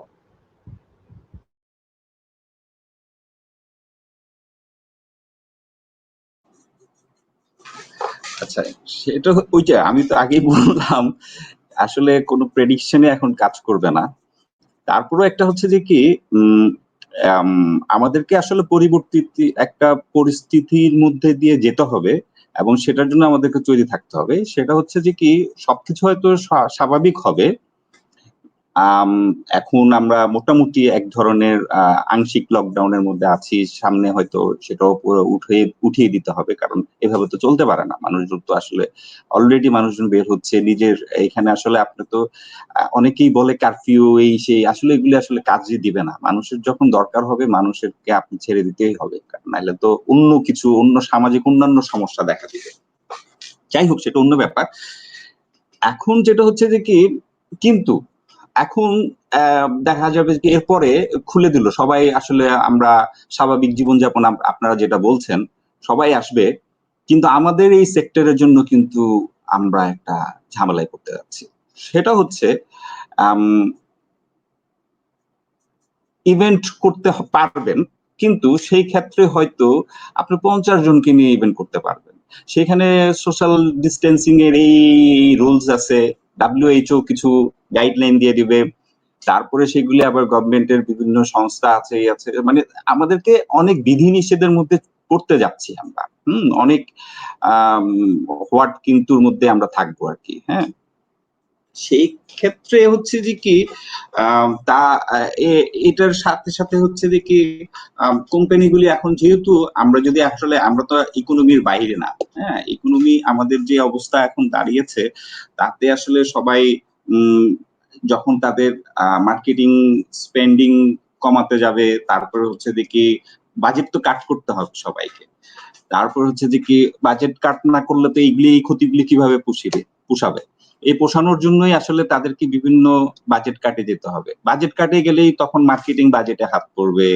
হ্যাঁ, তারপরে বিভিন্ন ওদের যে প্রণোদনামূলক যেসব প্রোগ্রাম আছে ওদের, ওগুলি আসলে তারা ওখানে কাট করবে, সেগুলি করলেই তো আসলে আমাদের বাজেটের উপরে আসবে। তারপর হচ্ছে যে কি বিজ্ঞাপন বানাবে না, কারণ আসলে প্রোডাক্টই তো আসলে ও সেল করতে পারতেছে না, ও এখন আর এই বাজেট থেকে দিবে। হ্যাঁ, এখন হচ্ছে যে কি আমি যেটা বলছি দেখি, আমাদের এই সেবা খাতটা আমরা একটা বিপদের মধ্যে আছি, এবং আমাদেরকে কিন্তু আরো অনেক দিন থাকতে হবে, যেটা অন্যদের ক্ষেত্রে হয়তো ওভাবে হবে না। অনেকের ক্ষেত্রে হয়তো প্রোডাকশন, মানে আপনি যখনই স্বাভাবিকভাবে প্রোডাকশন হবে, প্রোডাকশন চলে যাবে, তাদের কিছু হয়তো কমে আসবে, কিন্তু আমাদের কিন্তু অনেকটাই নাই হয়ে যাচ্ছে। সেই ক্ষেত্রে আসলে আমাদেরকে কি বলবো, আমি আসলে এখানে আমি যদি আশাবাদ দেখাইতে পারতাম, মানে আমি যদি কিছু দেখতে পারতাম তাহলে ভালো হইতো, কিন্তু আসলে আমাদেরকে তারপরে তো দমে থাকতে পারবো না, আমাদেরকে ইনোভেশনের মধ্যে যেতে হবে। আমরা হয়তো এমন কিছু, আমি আসলে জানি না, যেমন আইমান সাদিক, ও যে একটা 10 মিনিটের স্কুল, একটা ওর মতো এরকম একটা ক্রিয়েটিভ কিছু একটা লাগবে। হ্যাঁ, মানে এরকম কিছু জিনিস বের করতে হবে, এবং সেটা আসলে তরুণদেরকেই করতে হবে। তরুণদের হাতেই আসলে এখন আমাদের ভবিষ্যৎ এই ইন্ডাস্ট্রির। এবং আমি তো যাই, এমন কিছু একটা হয়তো বের করে ফেললো যেটা দিয়ে আসলে, হ্যাঁ, আমাদের ইন্ডাস্ট্রি সবার জন্য এটা একটা আশার ব্যঞ্জক কিছু হবে, এবং সবাই আসলে সুখে শান্তিতে বসবাস করতে পারবে। হ্যাঁ, কিন্তু এখন আমি যেটা বুঝতে পারি সেটা হচ্ছে যে কি, এই সেক্টরের জন্য এখানে আমাদের আনএমপ্লয়মেন্টের একটা ঝুঁকি আছে, আন্ডার এমপ্লয়মেন্টের একটা ঝুঁকি আছে। ধরেন এখন আমি একটা বিশাল পোস্টে কাজ করতেছি, কিন্তু আমি এই বিশাল পোস্টেই থাকতে পারলাম না, পরে আমাকে তো জীবন জীবিকা তো নির্বাহ করতে হবে, তখন আমাকে তো একটা অন্য আর একটা কিছু করে থাকতে হবে। এই যে এইসব কিন্তু অনেকগুলি ঝুঁকি আছে আমাদের সামনে, এগুলি নিয়ে আমাদেরকে চিন্তা ভাবনা করতে হবে, ভাবতে হবে, এবং সেভাবেই আসলে নিজেদেরকে তৈরি করতে হবে, এবং ওই চ্যালেঞ্জ বললাম না, চ্যালেঞ্জের মধ্যে দিয়ে যেতে হবে। আমরা অনেকেই বলি যে আমরা 71 দেখি নাই, আমরা মুক্তিযুদ্ধ করতে পারি না, আমাদের অনেক মানে আক্ষেপ বা আমাদের দুঃখ বা অনেক কষ্টের কিছু দেখি নাই আমরা আসলে। এখন আসলে আমাদেরকে সেই চ্যালেঞ্জ গুলি নিতে হবে, এটা আরেকটা আমাদের জন্য বড় চ্যালেঞ্জ। কিভাবে এটাকে অতিক্রম করে আমরা আবার নতুন পথ দেখাবো, আবার ঘুরে দাঁড়াবো, সেই জায়গাটা এই চ্যালেঞ্জটা নিতে পারলে তো আমাদের জন্য, আমরা বলতে পারবো আমাদের ছেলে বা নাতি পুতি, ওদেরকে বলতে পারবো আমরা এই কাজ করছে, আমার দাদা এটা করছিল, আমার নানা এটা করছিল। এখন সেই দিকেই আমাদেরকে ধাবিত হইতে হবে। এই হচ্ছে আবার সবাই মাইক্রো, আচ্ছা, বুঝতে পারছি না যে এখনো কি হচ্ছে কিনা, একটু লাইভটা দেখতে পারলে ভালো হতো। যাই হোক, এখানে আমরা প্রত্যেকে আছি, এবং যে 4 জন মানুষ আছেন তারা আমাদের আলোর অভিযাত্রী, তাদের অঙ্গনের সেরা মানুষ। এবং কিছুক্ষণ আগে যখন পিয়াস ভাই কথা বলছিলেন, পিয়াস ভাই একটি কথা বলেছেন, ছাঁটাই হওয়ার বিষয়, চাকরি থেকে ছাঁটাই হওয়ার বিষয়, যেহেতু এত কর্মী এখন কোনো প্রতিষ্ঠান হয়তো রাখতে পারবে না, সেক্ষেত্রে কর্মী ছাঁটাই করতেই হবে। আর সেক্ষেত্রে কিন্তু দক্ষতার ভিত্তিতে কেউ কেউ টিকে থাকবেন, কেউ কেউ ছাঁটাই হবেন। এখন এই দক্ষতার যে বিষয়গুলো, একজন মানুষকে একটি প্রতিষ্ঠানের জন্য অপরিহার্য করে তুলতে হলে তার যে দক্ষতাগুলো প্রয়োজন, আপনাদের 4 জনের পারসেপশন থেকে, যেহেতু 4টা ভিন্ন পেশায় আপনারা আছেন, যদি প্রত্যেকে একটু করে বলতেন যে এই প্রত্যেকটা পেশায় কোন কোন দক্ষতাগুলো ওই মানুষটিকে একটি প্রতিষ্ঠানের জন্য বা ওই বিষয়ের জন্য অপরিহার্য করে তুলবে।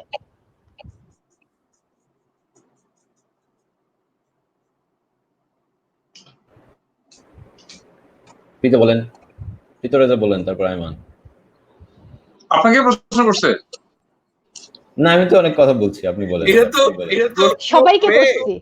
প্রশ্ন পেয়ে বলছে যে দোস্ত তুই বল, দোস্ত তুই বল। আমি না ইকোর জন্য শুনি না। আবার আচ্ছা, প্রশ্ন ছিল হলো কর্মী ছাঁটাই নিয়ে কি হবে। আমার মনে হয় প্রীত ভাই আর আমি এটা অ্যান্সার করে ফেলছি, আমাদেরটা তো আমরা চেষ্টা করতেছি। পিয়াস ভাই, আপনি তো ভাই বড় অর্গানাইজেশন। না না না, ওইটা হচ্ছে প্রথমত হচ্ছে ওইটা আপনাদের আনসারের মধ্যে, এটা এখনো কিছু বোঝা যাচ্ছে না। প্রথমত হচ্ছে কর্মী ছাঁটাই লাইনে না যাই, আমরা প্রত্যেক ইন্ডিভিজুয়ালের জায়গা থেকে যদি চিন্তা করি, সেটা হচ্ছে যে আমাদের নিজেদের মানে নিজেকে আসলে ইকুইপ করার সময় আছে। এই যে বললাম না, যখন সংকট আসে তখন আপনার ক্যাপাসিটি, আমার পার্সোনাল ক্যাপাসিটি বা আমার অন্য থেকে আমি নিজেকে কতটুকু উন্নত করেছি, কতটুকু ইকুইপ করেছি, সেটাই আমাকে আসলে এগিয়ে নিয়ে যাবে। সো নিজেকে আরেকটু ইকুইপ করা। ওই যে আয়মান যেটা বলেছিল যে এটা ছুটি না, এটা ঘুমানোর সময় না, এটা নেটফ্লিক্স দেখার সময় না, নিশ্চয়ই সেগুলো করতে হবে। কিন্তু যত যত যত বেশি প্রিপেয়ার করা যায় না, কারণ সামনে আরো খারাপ দিন আসতে পারে। সো প্রথমত হচ্ছে সুস্থ থাকা সবচেয়ে বড় ইস্যু। তারপর হচ্ছে প্রফেশনের জায়গায়, কাজের জায়গায়, কারণ সময়গুলো আসলেই কঠিন হবে হয়তো। সো এটার জন্য প্রস্তুতি নেওয়া, বসে থেকে লাভ নেই। That's all. ছাঁটাইয়ের অংশ তো হয়তো আমাদের কাছেও থাকবে না, ইকোনমিক্সের ছাত্র হিসেবে প্রীত হয়তো একটু বলতে পারেন যে এটা তো আসলে আমাদের কন্ট্রোলের বাইরে থাকবে, তাই না? তো একটু ম্যাক্রো ইকোনমিক ফ্যাক্টর। সো প্রীতরা এখনো শুনতেছে না কিন্তু।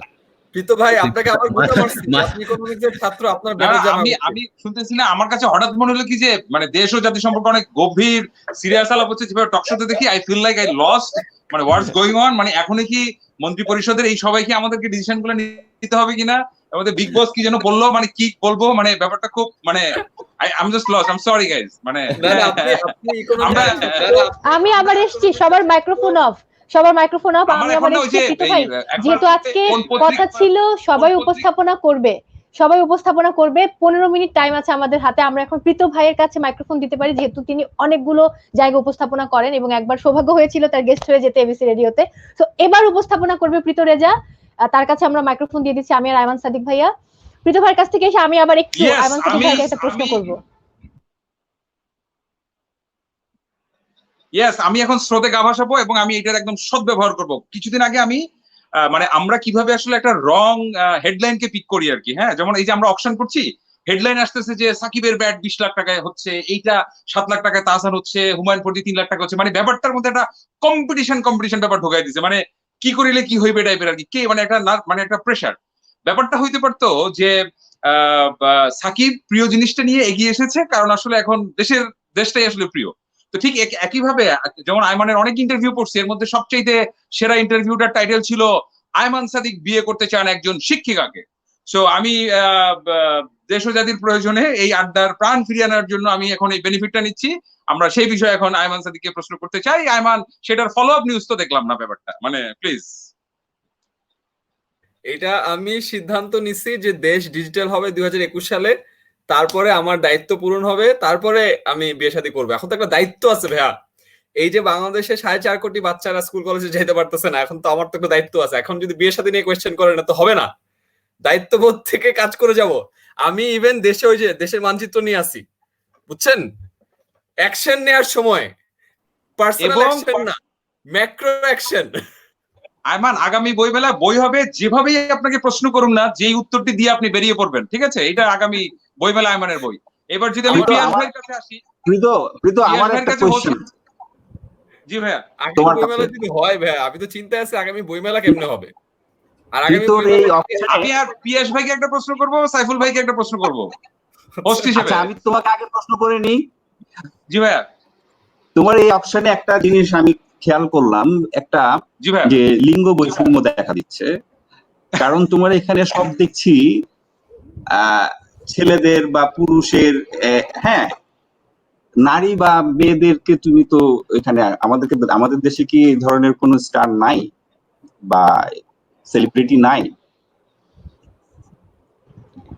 আজকে বাসায় বসে লাইভ করছে, পলাপও আছে, এইজন্য ভয় পাচ্ছে। আচ্ছা, মানে বিষয়টা হচ্ছে কি যে এটার মধ্যে অনেকের কয়েকটা ভ্রান্ত ধারণা আছে। যেমন এই পোস্টারটাতে যারা আছে, শুধু যে তারাই আছে তা কিন্তু না। জিনিসটা জাস্ট 2-3 রাতের মধ্যে আসলে আমরা এটাকে শুরু করি, এবং বললে বিশ্বাস করবেন কিনা জানি না, এমন হয়েছে ডিজাইনার বলছে যে ভাই আর 2 জন লাগবে।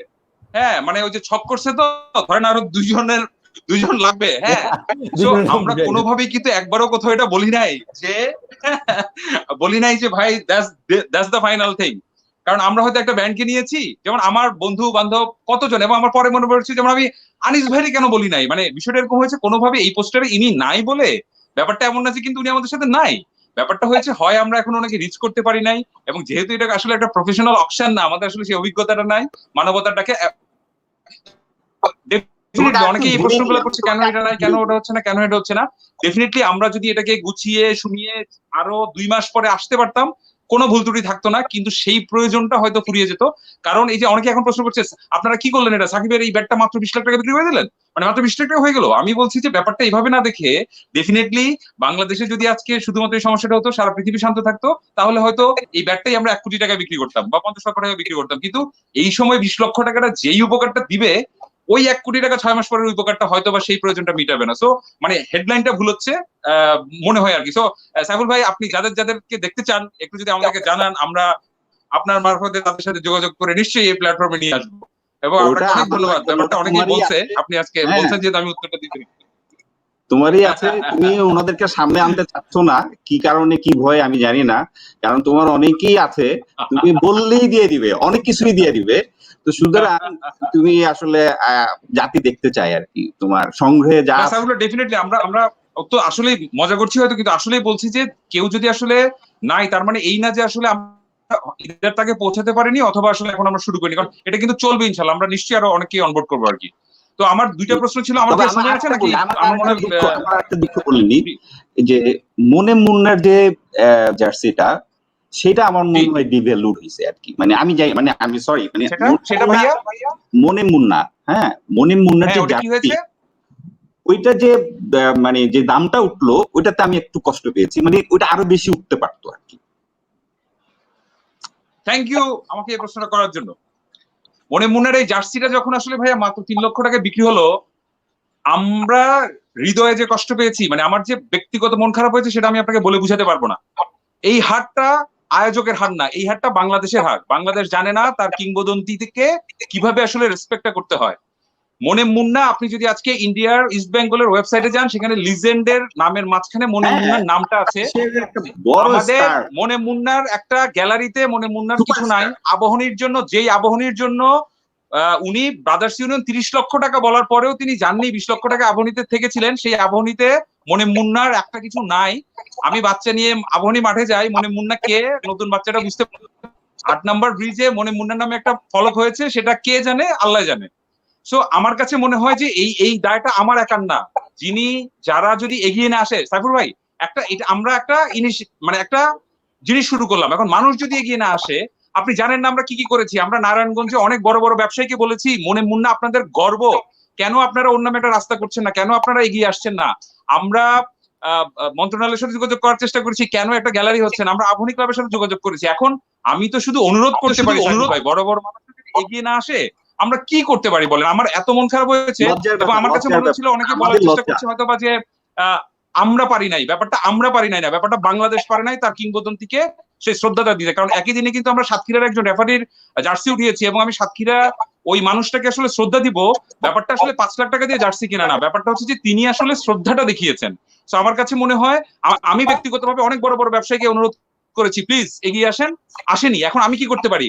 এবং অবশ্যই কোনোভাবে যদি বলা হয় যে এটা প্রচার প্রচারণা কম হয়েছে, আমি সেটাও মানতে নারাজ, কারণ সর্বত্র জায়গায় প্রচার। এবং প্রথম আলোতে একটা লিখা লিখেছে, এত ইন্টারেস্টিং, এত মজা লিখেছে, কে কিনবে এই মুন্নার জার্সি, যেখানে আসলে আজকাল আমার জনপ্রিয়তার ধোপটা ওইদিকে লাইক দিয়ে মাপা হয়, মনে মুন্না তো নাই, কে কিনবে, মানে এত চমৎকার করে লিখেছে। আমি অনুরোধ করবো সবাইকে পড়ার জন্য। আমি হয়তো একটু এক্সাইটেড হয়ে গেছি এই ইস্যুটা নিয়ে, কারণ আপনি জানেন না যে এই মনে মুন্নার এই জার্সিটা জন্য আমরা ব্যক্তিগতভাবে কি না করেছি, মানে কি না করেছি আমি বলে বুঝাতে পারবো না। সেটা যদি আপনি বলেন বড় ব্যবসায়ী, সেটা যদি বলেন, মানে we tried hour every single thing. এবং প্রথম আমার কাছে খারাপ লাগছিল যে আমি বোধহয় আসলে হেরেছি, আমরা হেরেছি। পরে হয়েছে আসলে আমরা হারিনি, আমরা এখনো শিখিনি আসলে কিভাবে আমাদের কিংবদন্তিদেরকে শ্রদ্ধা দিতে হয়। এনিওয়ে, সরি, আমি মানে এই বিষয়টা মানে একদম হৃদয় লাগছে, কারণ মনে মুন্না সরি। আমি তাহলে আবার ব্যাক করলাম, একটু আয়মান সাদিক ভাইয়ের কাছে যাব। কমিউনিকেশন হ্যাকস বই, এবং কমিউনিকেশনে এত হ্যাকস আছে, কিন্তু এই সময়টাতে যারা ঘরে আছে, যারা মানসিকভাবে একটু কি বলবো, মানসিক ভারসাম্য, আমি এটাই বলবো, এই শব্দটা ইউজ করবো, কারণ আমরা সবাই কিন্তু অনেক হতাশ বা ডিপ্রেশনে ভুগছি, বা বাইপোলার ডিসঅর্ডার বা প্যানিক ডিসঅর্ডার, এই ধরনের সমস্যা আমরা এখন ভুগছি, যেহেতু আমাদের কোনো কাজ নেই, আমরা ঘরে আবদ্ধ, বের হতে পারছি না, কোনো কিছু শেয়ার করতে পারছি না কারোর সঙ্গে, প্রিয় মানুষের সঙ্গে দেখা করতে পারছি না। সুতরাং এই যে মানসিক যে দুশ্চিন্তা, এটার কি কোনো হ্যাকস, কোনো আইডিয়া আপনার কাছে আছে? যদিও আপনি অনেক কিছু বলেছেন, সেগুলো কিন্তু কাজের মধ্যে পড়ে, কিন্তু মানসিকভাবে তৃপ্ত থাকার যে বিষয়টা, সেক্ষেত্রে কি বলবেন? আর আরেকটি বিষয় হচ্ছে, আপনাদের জন্য অনেকগুলো কোশ্চেন আছে যেগুলো আমাদের দর্শকরা করেছেন। আমি আয়মান সাদিক ভাইয়া উত্তর দেবার পরে আমি সেই প্রশ্নগুলো পড়বো, যে প্রশ্নগুলো দর্শক আপনাদের কাছে করেছেন। রাইট, আমার একটা খুবই প্রিয় বই আছে, এটার নাম হলো 7 habits of highly effective people. আজকে থেকে কত 8-9 বছর আগে পড়েছিলাম, তারপর থেকে আমার কাছে মনে হচ্ছে আরে সেলফ হেল্প বই তো লাইফে অনেক বড় ইম্প্যাক্ট রাখতে পারে।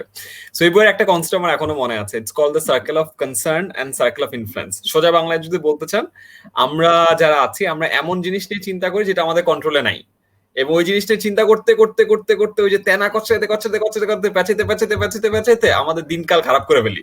করোনার কি হবে, করোনা কবে যাবে, কবে দেশে, এগুলো তো আমাদের কন্ট্রোলে নাই। সো সিম্পল হিসাব, আমরা যেই সব জিনিস আমাদের কন্ট্রোলে নাই, ওইটার ব্যাপারে চিন্তা যদি বাদ দিয়ে দিই, যেটা আমাদের কন্ট্রোলে আছে, যেটা আমরা করতে পারি, ওটা যদি করি, তাহলে দেখা যাবে দিনের শেষে আপনার স্যাটিসফ্যাকশনটা অনেক বেশি থাকবে। না, আমি আজকে বসে শুয়ে কাটাই নেই, আজকে অনেক কাজ করছি, আজকে এই প্রজেক্টটা হয়েছে, আজকে ওই কাজটা হয়েছে, আজকে এই জিনিসটা শেষ করছি, তখন you feel better, you feel good. আপনার কাছে মনে হবে আপনি আপনার নর্মাল লাইফস্টাইলের রুটিনে আছেন, তাহলে এই মনস্তাত্ত্বিক প্রেশারটা একটু হলেও কমে যাবে। আমার কাছে মনে হচ্ছে এই প্র্যাকটিসে যদি আমরা চালাতে পারি, it will be a lot better.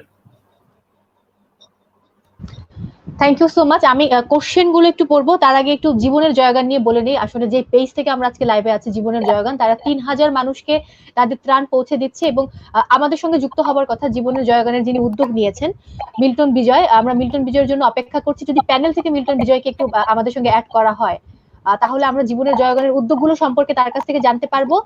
আর আরেকটি বিষয় হচ্ছে, আমি কমেন্টস গুলো একটু নিতে চাই, যে কমেন্টস গুলো এসেছে।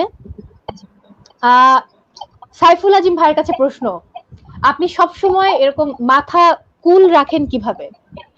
প্রশ্নগুলোর অ্যান্সার একটু দ্রুত দিতে হবে, যেহেতু অনেকগুলো প্রশ্ন। আমি মাইক্রোফোন অফ করছি।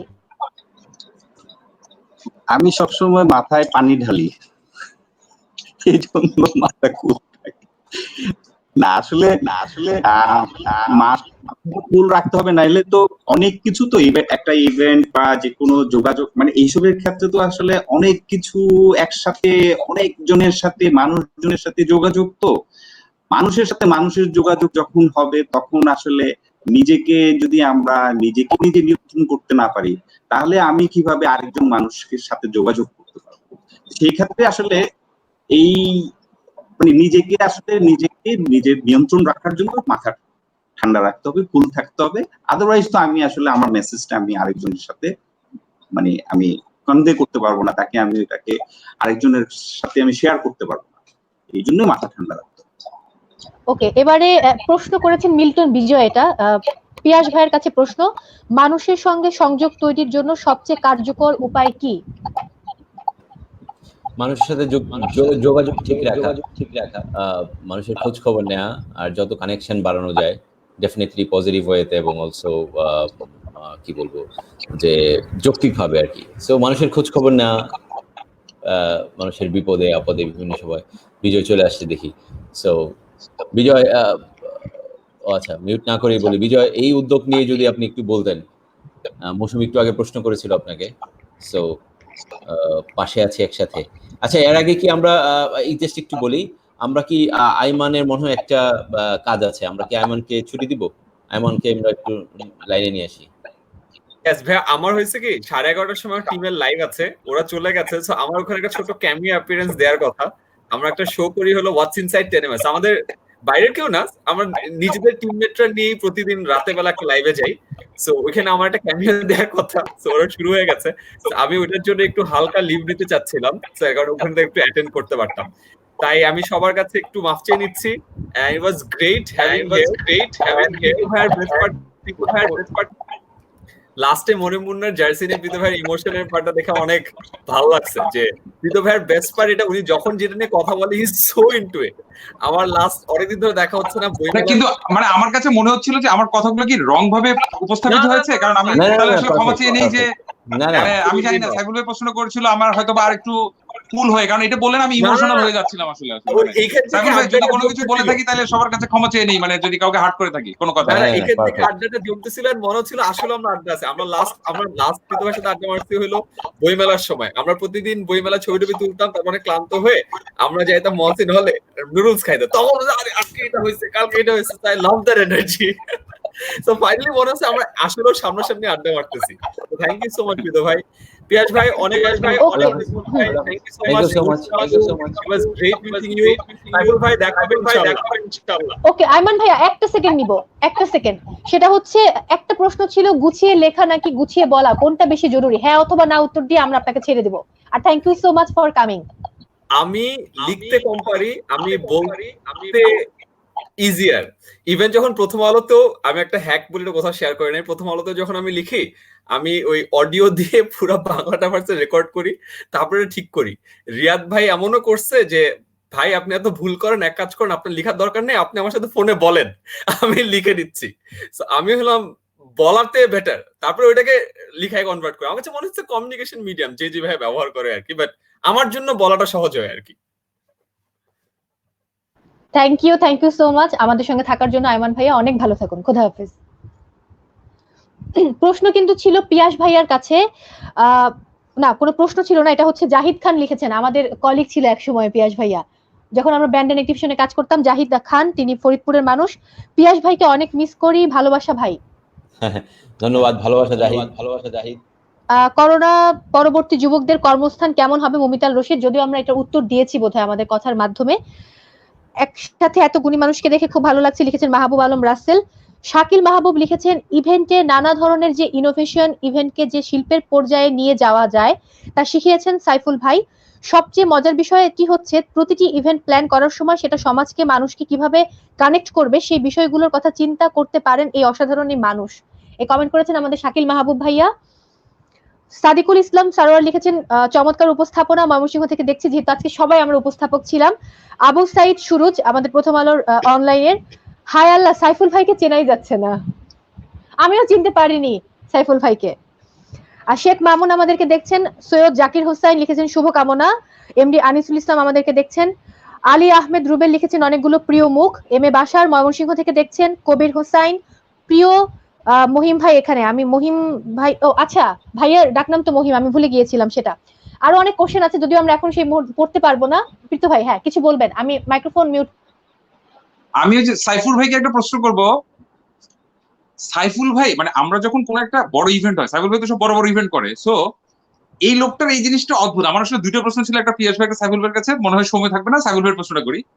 ধরেন আমার ফটোগ্রাফার, একটা ইভেন্ট হচ্ছে, আমি ধরেন টেনশন করতেছি, কিন্তু সাইফুল ভাই ঢুকলো, ধরেন ব্যাপারটা এমন মনে হলো যে একটা মাথার মধ্যে একটা তার 20 কেজি 50 কেজি একটা বরফ, মানে হোয়াট ইজ দ্য সিচুয়েশন, উনি কুল থাকে, মানে অদ্ভুত মানে। এবং ওই শাকিল ভাই যে মাত্র বললো এই প্রশ্নটা আবার মনে পড়লো যে আসলে is the most cool headed guy আর কি, এবং ইভেন্ট ম্যানেজমেন্টের অনেক কিছু আসলে তার হাত দিয়ে শুরু হয় অনেক জায়গায়। তো সাইফুল ভাই এটা কিভাবে সম্ভব, ধরেন প্রত্যেকটা জায়গায় যেভাবে আমরা বাকিরা ধরেন প্যারাখাত চাই মানসিক ভাবে, আমরা আপনি কিভাবে একদম ধরেন একটা 50 কেজি বরফ নিয়ে চলাফেরা করেন, এটা হাউ কাম, মানে এটা একটু বলেন আল্লাহর রাস্তায়। এইটার কারণ হচ্ছে দেখি, ধর আমার পাশে তো আমি আসলে কিছুই করি না। আমি একজন, ধর যখন আমি প্রথম আলোতে ছিলাম আমার সাথে জাভেদ সুলতান পিয়াস ছিল, ওই তো সব কাজ করতো, তা আমি কি করব? আমি পাশে কুলই তো থাকা উচিত আমার, ঠিক না? তারপর ধর আমার এখন গ্রেতে আমি কাজ করি, আমার সাথে যারা কাজ করে, আমার সাথে আগে যারা কাজ করতো বা এখনো যারা কাজ করে, ওরা সবাই খুবই ভালো কাজ করে। আসলে তো আশেপাশের মানুষগুলি যদি ভালো থাকে এবং তারা যখন মানে তারা যখন খুব স্কিল হয়, তখন আর কি নিজের আর কি, আমার তো ওইভাবেই কুল থাকা ছাড়া তো একটু ভাব নেওয়া ছাড়া আর কি করার আছে। ওই সুযোগটাই আমি নেই আর আমি কি। আমি একটু অ্যাড করতে চাই, যেহেতু আমি কাজ শুরু করেছিলাম সাইফুল ভাইয়ের সাথে। এইটা যে সাইফুল ভাই যে শুধু কুল থাকে তা না, সাইফুল ভাই একটা কি বলবো, একটা নিরাপত্তা দেয়। হ্যাঁ ঠিক আছে, আমি জানি ধরেন মানে তখন তো আরো ছোট ছিলাম, ধরেন আমি কাজটা করতেছি, তো সাইফুল ভাই যে এটা কর, আচ্ছা করতেছি ধরেন, কিন্তু আমি একটা কি জিনিস জানতাম যে আমি যদি উল্টাপাল্টা করি তো সাইফুল ভাই তো এটা সামলাবে, ভুলভাল করলে ধরেন ঝগড়া করলাম বা এই করলাম, সে অনেক আছে, অনেকের সাথে ঝগড়া টগড়া করছি, আছে না, জানতাম যে সাইফুল ভাই এটা সামলাবে। সো এইটা না, যে তার সাথে কাজ করে উনি কুল থাকার কারণে যারা তার সাথে কাজ করে তারা অনেক বেশি কনফিডেন্স পায়। এটা একটা গাইডলাইনের পাশাপাশি এটা এডিশনাল বললাম আর কি। সো দ্যাটস সামথিং যে না, ওই কুল আশেপাশের মানুষগুলি ভালো পাইলে আসলে তখন আসলে ওই যে শক্তিটা নিজের মধ্যে যে শক্তিটা আসে ওইটা অন্যরকম, আর একটা ওইটা ম্যাজিকের মতো কাজ করে আর কি। আশেপাশের মানুষ ভালো থাকতে হয়, আসলে একা কখনো কিছু করা যায় না। হ্যাঁ, একা আমি এইটা পারবো মনে না, হয় আমি একা এত কিছু তো আমি পারবো না, আমার পক্ষে কিভাবে সম্ভব, এটা অসম্ভব ব্যাপার। এই জন্য হচ্ছে যে কি ইভেন্টের ব্যাপারে হচ্ছে যে কি পুরো টিম, একটা টিম হিসাবে যখন ভালো হয়, টিমটা যদি টিউন হয় তখন আসলে সব ম্যাজিকের মতো হয়ে যায়। রাইট। এইটা মনে হয় একটা বিনয় আর কি, মানে বড় বড় মানুষ এভাবেই বলে, মানে টিমের ভূমিকায় আসলে আমাকে এই জায়গায় এনেছে। একই সাথে আমি পিয়াস ভাইকে প্রশ্নটা করতে চাই, কারণ আরেকটা বিনয় মানুষ এখানে বসে রয়েছে। পিয়াস ভাইরে আমার মনে হয় কি, মানুষ থাকে না, সিরিয়াল কিলার থাকে না, পিয়াস ভাই অনেকটা সিরিয়াল কিলার টাইপের। ধরেন এই যে হাসতেছে, ছোট করে বসে রয়েছে, এমন একটা করবে, উনি কিন্তু কিছু জানে না। ধরেন একটু আগেই ধরেন হয়তো সে ফেসবুকের সাথে একটা অত বড় ডিল করে আসছে, বা একটু পরেই হয়তো সে ভাইবারের সাথে একটা বড় ডিল করে আসছে। মানে আমার কাছে অদ্ভুত মনে হয় যে এই মানুষের সাথে যখন আমার দেখা হয়, আড্ডাটা কোথায় হয়, ওই প্রথম আলো নিচে চায়ের দোকানে বা রাস্তায়, উনি আমি প্রতিবেশী বা ওভাবে একটু প্রিভিলেজ ফিল করি। কিন্তু কিভাবে একটা মানুষ কন্টিনিউয়াসলি, যেমন আমরা একটা জিনিস নিয়ে থাকি, উনি কিভাবে একটার পর একটা সিরিয়াল কিলারের মতো একটার পর একটা করে যাচ্ছে, এবং খুব ঠান্ডা মাথায়, মানে এমন একটা ভাবছে কিছুই করে নাই, ও আচ্ছা এই মাত্র এটা করে আসলাম আর কি। হ্যাঁ, এটা কিভাবে সম্ভব পিয়াস ভাই, আমি জানতে চাই, আমার একটু থ্যাঙ্কস এটা বলে। হচ্ছে এটা হচ্ছে যার আমার সৌভাগ্য হচ্ছে আমার যে এরকম প্রীতরোজার মতো বন্ধু আছে। ঝামেলা হচ্ছে আমার তো প্রীতরোজার মতো চেহারা নাই, এত সুন্দর কথা বলতে পারি না, এত গুণ নাই, তো আমার তো কিছু একটা করতে হবে। সো বিভিন্ন রকম উল্টাপাল্টার চেষ্টা করি, সবগুলো কাজে লাগে না, কিন্তু অন্ধের মতো যে সুযোগে আছে, আমি যেটা বিশ্বাস করি সেটা হচ্ছে যে আসলে নিজের চেষ্টার মধ্যেও সর্বোচ্চ চেষ্টা করা করা লাগবে। এবং যে কোনো কিছু, এই কথাটা আমি একদিন প্রীতরোজার কাছেই শুনেছিলাম অনেক বছর আগে, আমি জানি না, অনেক 5, 7, 8, 9 বছর আগে। সো আপনি বলেছিলেন যে যে কোনো কিছু এটা যদি সবচেয়ে ভালোটা করা যায়, যে একজন লাইক ক্লিনার, সে যদি সবচেয়ে ভালো ক্লিনার হয়, রাইট, একজন পিয়ন সে যদি সবচেয়ে বিশ্বস্ত পিয়ন হয়, একজন লাইক হেয়ার মানে চুল কাটে, সে যদি সবচেয়ে ভালো চুল কাটে, so no matter what's the profession is, but ওইখানেও কিন্তু বেস্টটা বের করে আনা সম্ভব। সো আমাদের মতো যারা মিডিওকার বা বিলো মিডিওকার, আমাদের একমাত্র উপায় হচ্ছে আসলে নিজের মানে সর্বোচ্চটা দেওয়া, সবচেয়ে বেশি ট্রাইটা করা, এবং আন্তরিকতার সাথে, এবং অবশ্যই অবশ্যই সততার সাথে। তো সেটাই চেষ্টা করি, যেহেতু বিলো মিডিওকার, যে আমি যদি আইমান সাদিকের মতো প্রতিভাবান হতাম, সিরিয়াসলি ও নাই তাও বলছি, ও ও he is very magical. So ওর মতো থাকলে আসলে হয়তো হি ইজ ব্লেসড। সো ওর মতো ও ডেফিনেটলি অনেক বড় বড় কাজ করছে, but he is also blessed. But আমরা যারা মিডিওকার বা বিলো মিডিওকার, আমাদের কিন্তু আসলে চেষ্টাটাই একমাত্র পন্থা। সো মানে একটা ব্যাপার হচ্ছে চেষ্টা এবং লেগে থাকা। সো ওইটাই করার চেষ্টা করি, কিছু কিছু কাজ হয়, কিছু কিছু হয় না, দ্যাটস অল। আমি মাইক্রোফোনটা আবার চালু করলাম, আর সবাইকে এখন একটু মিউট করতে হবে। যেহেতু মিল্টন বিজয় ভাইয়া আছেন, আমি বিজয় ভাইয়াকে বলবো একটু জীবনের জয়গান নিয়ে বলতে, আর একই সঙ্গে আপনারা যারা আজকে আমাদের অতিথি, আপনারা যদি জীবনের জয়গান নিয়ে দর্শকদেরকে কিছু বলেন। আর শো কিন্তু এখনো শেষ হয়নি, আমরা আরো কিছুক্ষণ চালাবো, কারণ আমাদের আরো প্রশ্ন আছে। আর আরেকটি কথা বলি, পিয়াস ভাইয়া অরূপদা আমাদেরকে একটা বড় লাভ রিয়াক্ট দিয়েছেন, আমাদের বস, যখন আমি কাজ করতাম, এবং আমিও প্রীত ভাইয়ার সঙ্গে একমত হব। পিয়াস ভাইয়া খুব ঠান্ডা মাথায়, তার তার ডেস্ক ছিল ডান দিকে, আমি বাদিকে বসতাম, অরূপদা কর্নারটাতে বসতেন। পিয়াস ভাই হচ্ছে অল টাইম কাজ করছেন, অনেকক্ষণ কাজ করার পর আমরা কিন্তু আড্ডা দিচ্ছি, ফান করছি, হঠাৎ করে সে ঘুরে চেয়ারটা ঘুরিয়ে তারপর বলবে হ্যাঁ কি অবস্থা, তখন একটু গল্প করলো, ভালো আছেন, এই সবার সাথে কথা বলে আবার চেয়ারটা ঘুরিয়ে আবার সে কাজে চলে যাবে। মানে খুবই কুল মাথা, সে একজন কুল মাথার মানুষ। সো আমরা মনে হয় সবাই মিলে অরূপদাকে শুভেচ্ছা জানাতে পারি, সে আমাদেরকে খুব একটা বড় লাভ রিয়াক্ট দিয়েছেন, এবং আরো অনেকে আছেন আমাদের সঙ্গে। আমি একটু এবার মিল্টন বিজয় ভাইয়া যদি জীবনের জয়গান নিয়ে কিছু বলতেন। ধন্যবাদ মৌসুমী। বেসিক্যালি আমরা এটা যখন শুরু করি 2013-তে, নোয়াখালীতে আমরা 14টা পরিবারকে বাড়ি করে দিয়েছিলাম। এই কার্যক্রমের মাধ্যমে আমরা মূলত এটা শুরু করি। পরবর্তীতে এসে যখন আমাদের করোনা ক্রান্তিকাল আমরা পৌঁছে যাই, তখন আমাদের সবাই মিলে আমরা একটা সিদ্ধান্ত নিই যে আমরা 3000 নির্মমিত পরিবারের পাশে দাঁড়াবো। তো ইতিমধ্যে প্রায় আমরা 600 পরিবারের পাশে দাঁড়িয়েছি। তো আমাদের সাথে যারা যুক্ত আছেন তারা ইতিমধ্যে বলছেন যে না, আমরা 1000 মধ্যবিত্ত পাশে দাঁড়াবো। তার মানে হচ্ছে আমরা 3000 নির্মমিত পরিবার এবং 1000 মধ্যবিত্ত পরিবারের কে আমরা এই সহযোগিতাটা দিব। তো এই আগামীতে হচ্ছে আমরা চট্টগ্রামে প্রায় 200 পরিবারের জন্য একটা উপহার সামগ্রী পাঠাচ্ছি। এরপরে হচ্ছে আমরা দিচ্ছি হচ্ছে ওই লক্ষ্মীপুরে। এই হচ্ছে আমাদের মূলত ছোট্ট কার্যক্রম। আমরা চেষ্টা করছি যে সবাইকে পাশে নিয়ে একসাথে এই পথটা চলতে। ধন্যবাদ। সবাই যদি একটু জীবনের জয়গান নিয়ে বলতেন। প্রীত ভাই।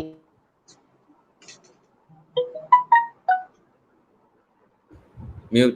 আমি আসলে গত কিছুদিন একটু অপশন ফর অ্যাকশন একটু অতিরিক্ত ব্যস্ততার কারণে আমি আসলে এটার কার্যক্রমটাকে সেভাবে আসলে ফলো আপ করতে পারিনি, সেটার জন্য আমি দুঃখ প্রকাশ করছি। কিন্তু যে কথাটা আমরা আসলে বলি যে সবাই সবার জায়গা থেকে ছোট করে এগিয়ে আসলেই হবে, নট নেসেসারিলি যে ধরেন আমাদের অপশনের মাধ্যমে আসলে ডোনেট করতে হবে কিংবা জীবনের জয়গানের সাথে হয়তো আসতে হবে। আমি রিয়েলি রিয়েলি অ্যাপ্রিসিয়েট করি এই পেজগুলো যারা যারা কাজ করছেন। পাশাপাশি হচ্ছে যে আমি যদি আসলে এই মুহূর্তে যদি পৃথিবীটা শান্ত থাকতো, পিয়াস ভাইয়ের সাথে সাইফুল ভাইয়ের সাথে আপনার সাথে আমার আড্ডাটা কোথায় হতো, আমরা কফি শপে আড্ডাটা দিতাম, সেই কফি শপের 800 টাকাই আমরা দিয়ে দিই না, মানে কাউকে দিয়ে দিই না, আমরা আমার দারোয়ান চাচার খবরটা নিই না, পাশাপাশি খবরটা নেই না। তো এই ছোট ছোট করে এই পরিবর্তনগুলো হলেই হয়ে যাবে। সেখানে জীবনের গান একটা অসাধারণ উদ্যোগ, আমি এটা শুভকামনা করছি এবং আমি আমার জায়গা থেকে যা যা হেল্প করার আমি definitely Al try my level. Prithu ভাই, আমি একটা বিষয় এখানে যুক্ত করি। মানে আমাদের এই ফান্ডে মানে একজন খুব মজার মানুষ, যে একজন রিক্সা চালক প্রতিদিন 100 করে 4 দিনে 400 টাকা আমাদেরকে জমা দিয়েছেন, এবং উনি বলছেন যে এই টাকাগুলো দিয়ে আপনারা মানুষের জন্য সহযোগিতা করেন। যখন এই মানুষগুলো এগিয়ে আসে তখন আমাদেরকে আরো বেশি অনুপ্রাণিত করে। একদম একদম। এবং এটা কিন্তু দুইটা কাজ হচ্ছে, একটা খেয়াল করে দেখেন মিল্টন, যে মানে আমি আমার এই কাজটা করতে গিয়ে বলতাম আমি তো এভাবে সরাসরি আসলে কোনো চ্যারিটি ওয়ার্কের সাথে এইভাবে সরাসরি ওতপ্রোতভাবে জড়িত ছিলাম না। সো একটা জিনিস তো হয় যে আর্থিকভাবে হেল্প করছি, কিন্তু আপনি যে আমাকে হেল্পটা করছে, আমার যে মানসিক আনন্দটা হচ্ছে, যে আমি আপনার সাথে যখন কথা বলি, আপনি খেয়াল করে দেখবেন আমি যখন অপশন নিয়ে কথা বলি আমার না চোখে মুখে একটা অন্য এক্সাইটমেন্ট কাজ করে। সো আমার কাছে মনে হয় যে এই পজিটিভ এনার্জি গুলো যদি আমরা ছড়িয়ে দিতে পারি, সেটাও কিন্তু আমাদের মানসিক ভাবে বেঁচে থাকাটার আসলে একটা ভালো শক্তি হয়ে দাঁড়াবে আর কি। আর পাশাপাশি আমরা আরেকটা কাজ করছি এটার পাশাপাশি, যে আমরা 500 আপনার স্টুডেন্টদের 1 বছরের পড়ালেখার খরচ আমরা নিব, এই ধরনের একটা উদ্যোগ আমরা নিচ্ছি। পৃথু ভাই। বাহ, চমৎকার, খুবই চমৎকার ভাই।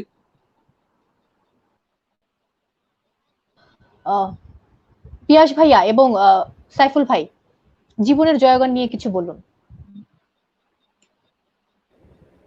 না, এটা আসলে একটা এই ধরনের একটা সংকটে আমরা এটা কিন্তু দেখছি যে এটা তো ডেফিনেটলি বারবারই বলছি, এটা একটা সংকট, একটা বিপদ, এটা সারা পৃথিবীর জন্যই বিপদ। কিন্তু এর মধ্যে ওই যে বললাম না যে বিপদেও কিছু সুন্দর জিনিস উঠে আসে, এর মধ্যে এটা কিন্তু একটা সুন্দর জিনিস যে সারা দেশেই বিভিন্ন ব্যক্তিগত পর্যায়ে আমার মনে হয় সবাই কোনো না কোনো ধরনের অবদান একটা রাখছেন সোসাইটির জন্য, তার পাশের মানুষের জন্য, সেটা ব্যক্তিগত হোক সমষ্টিক হোক।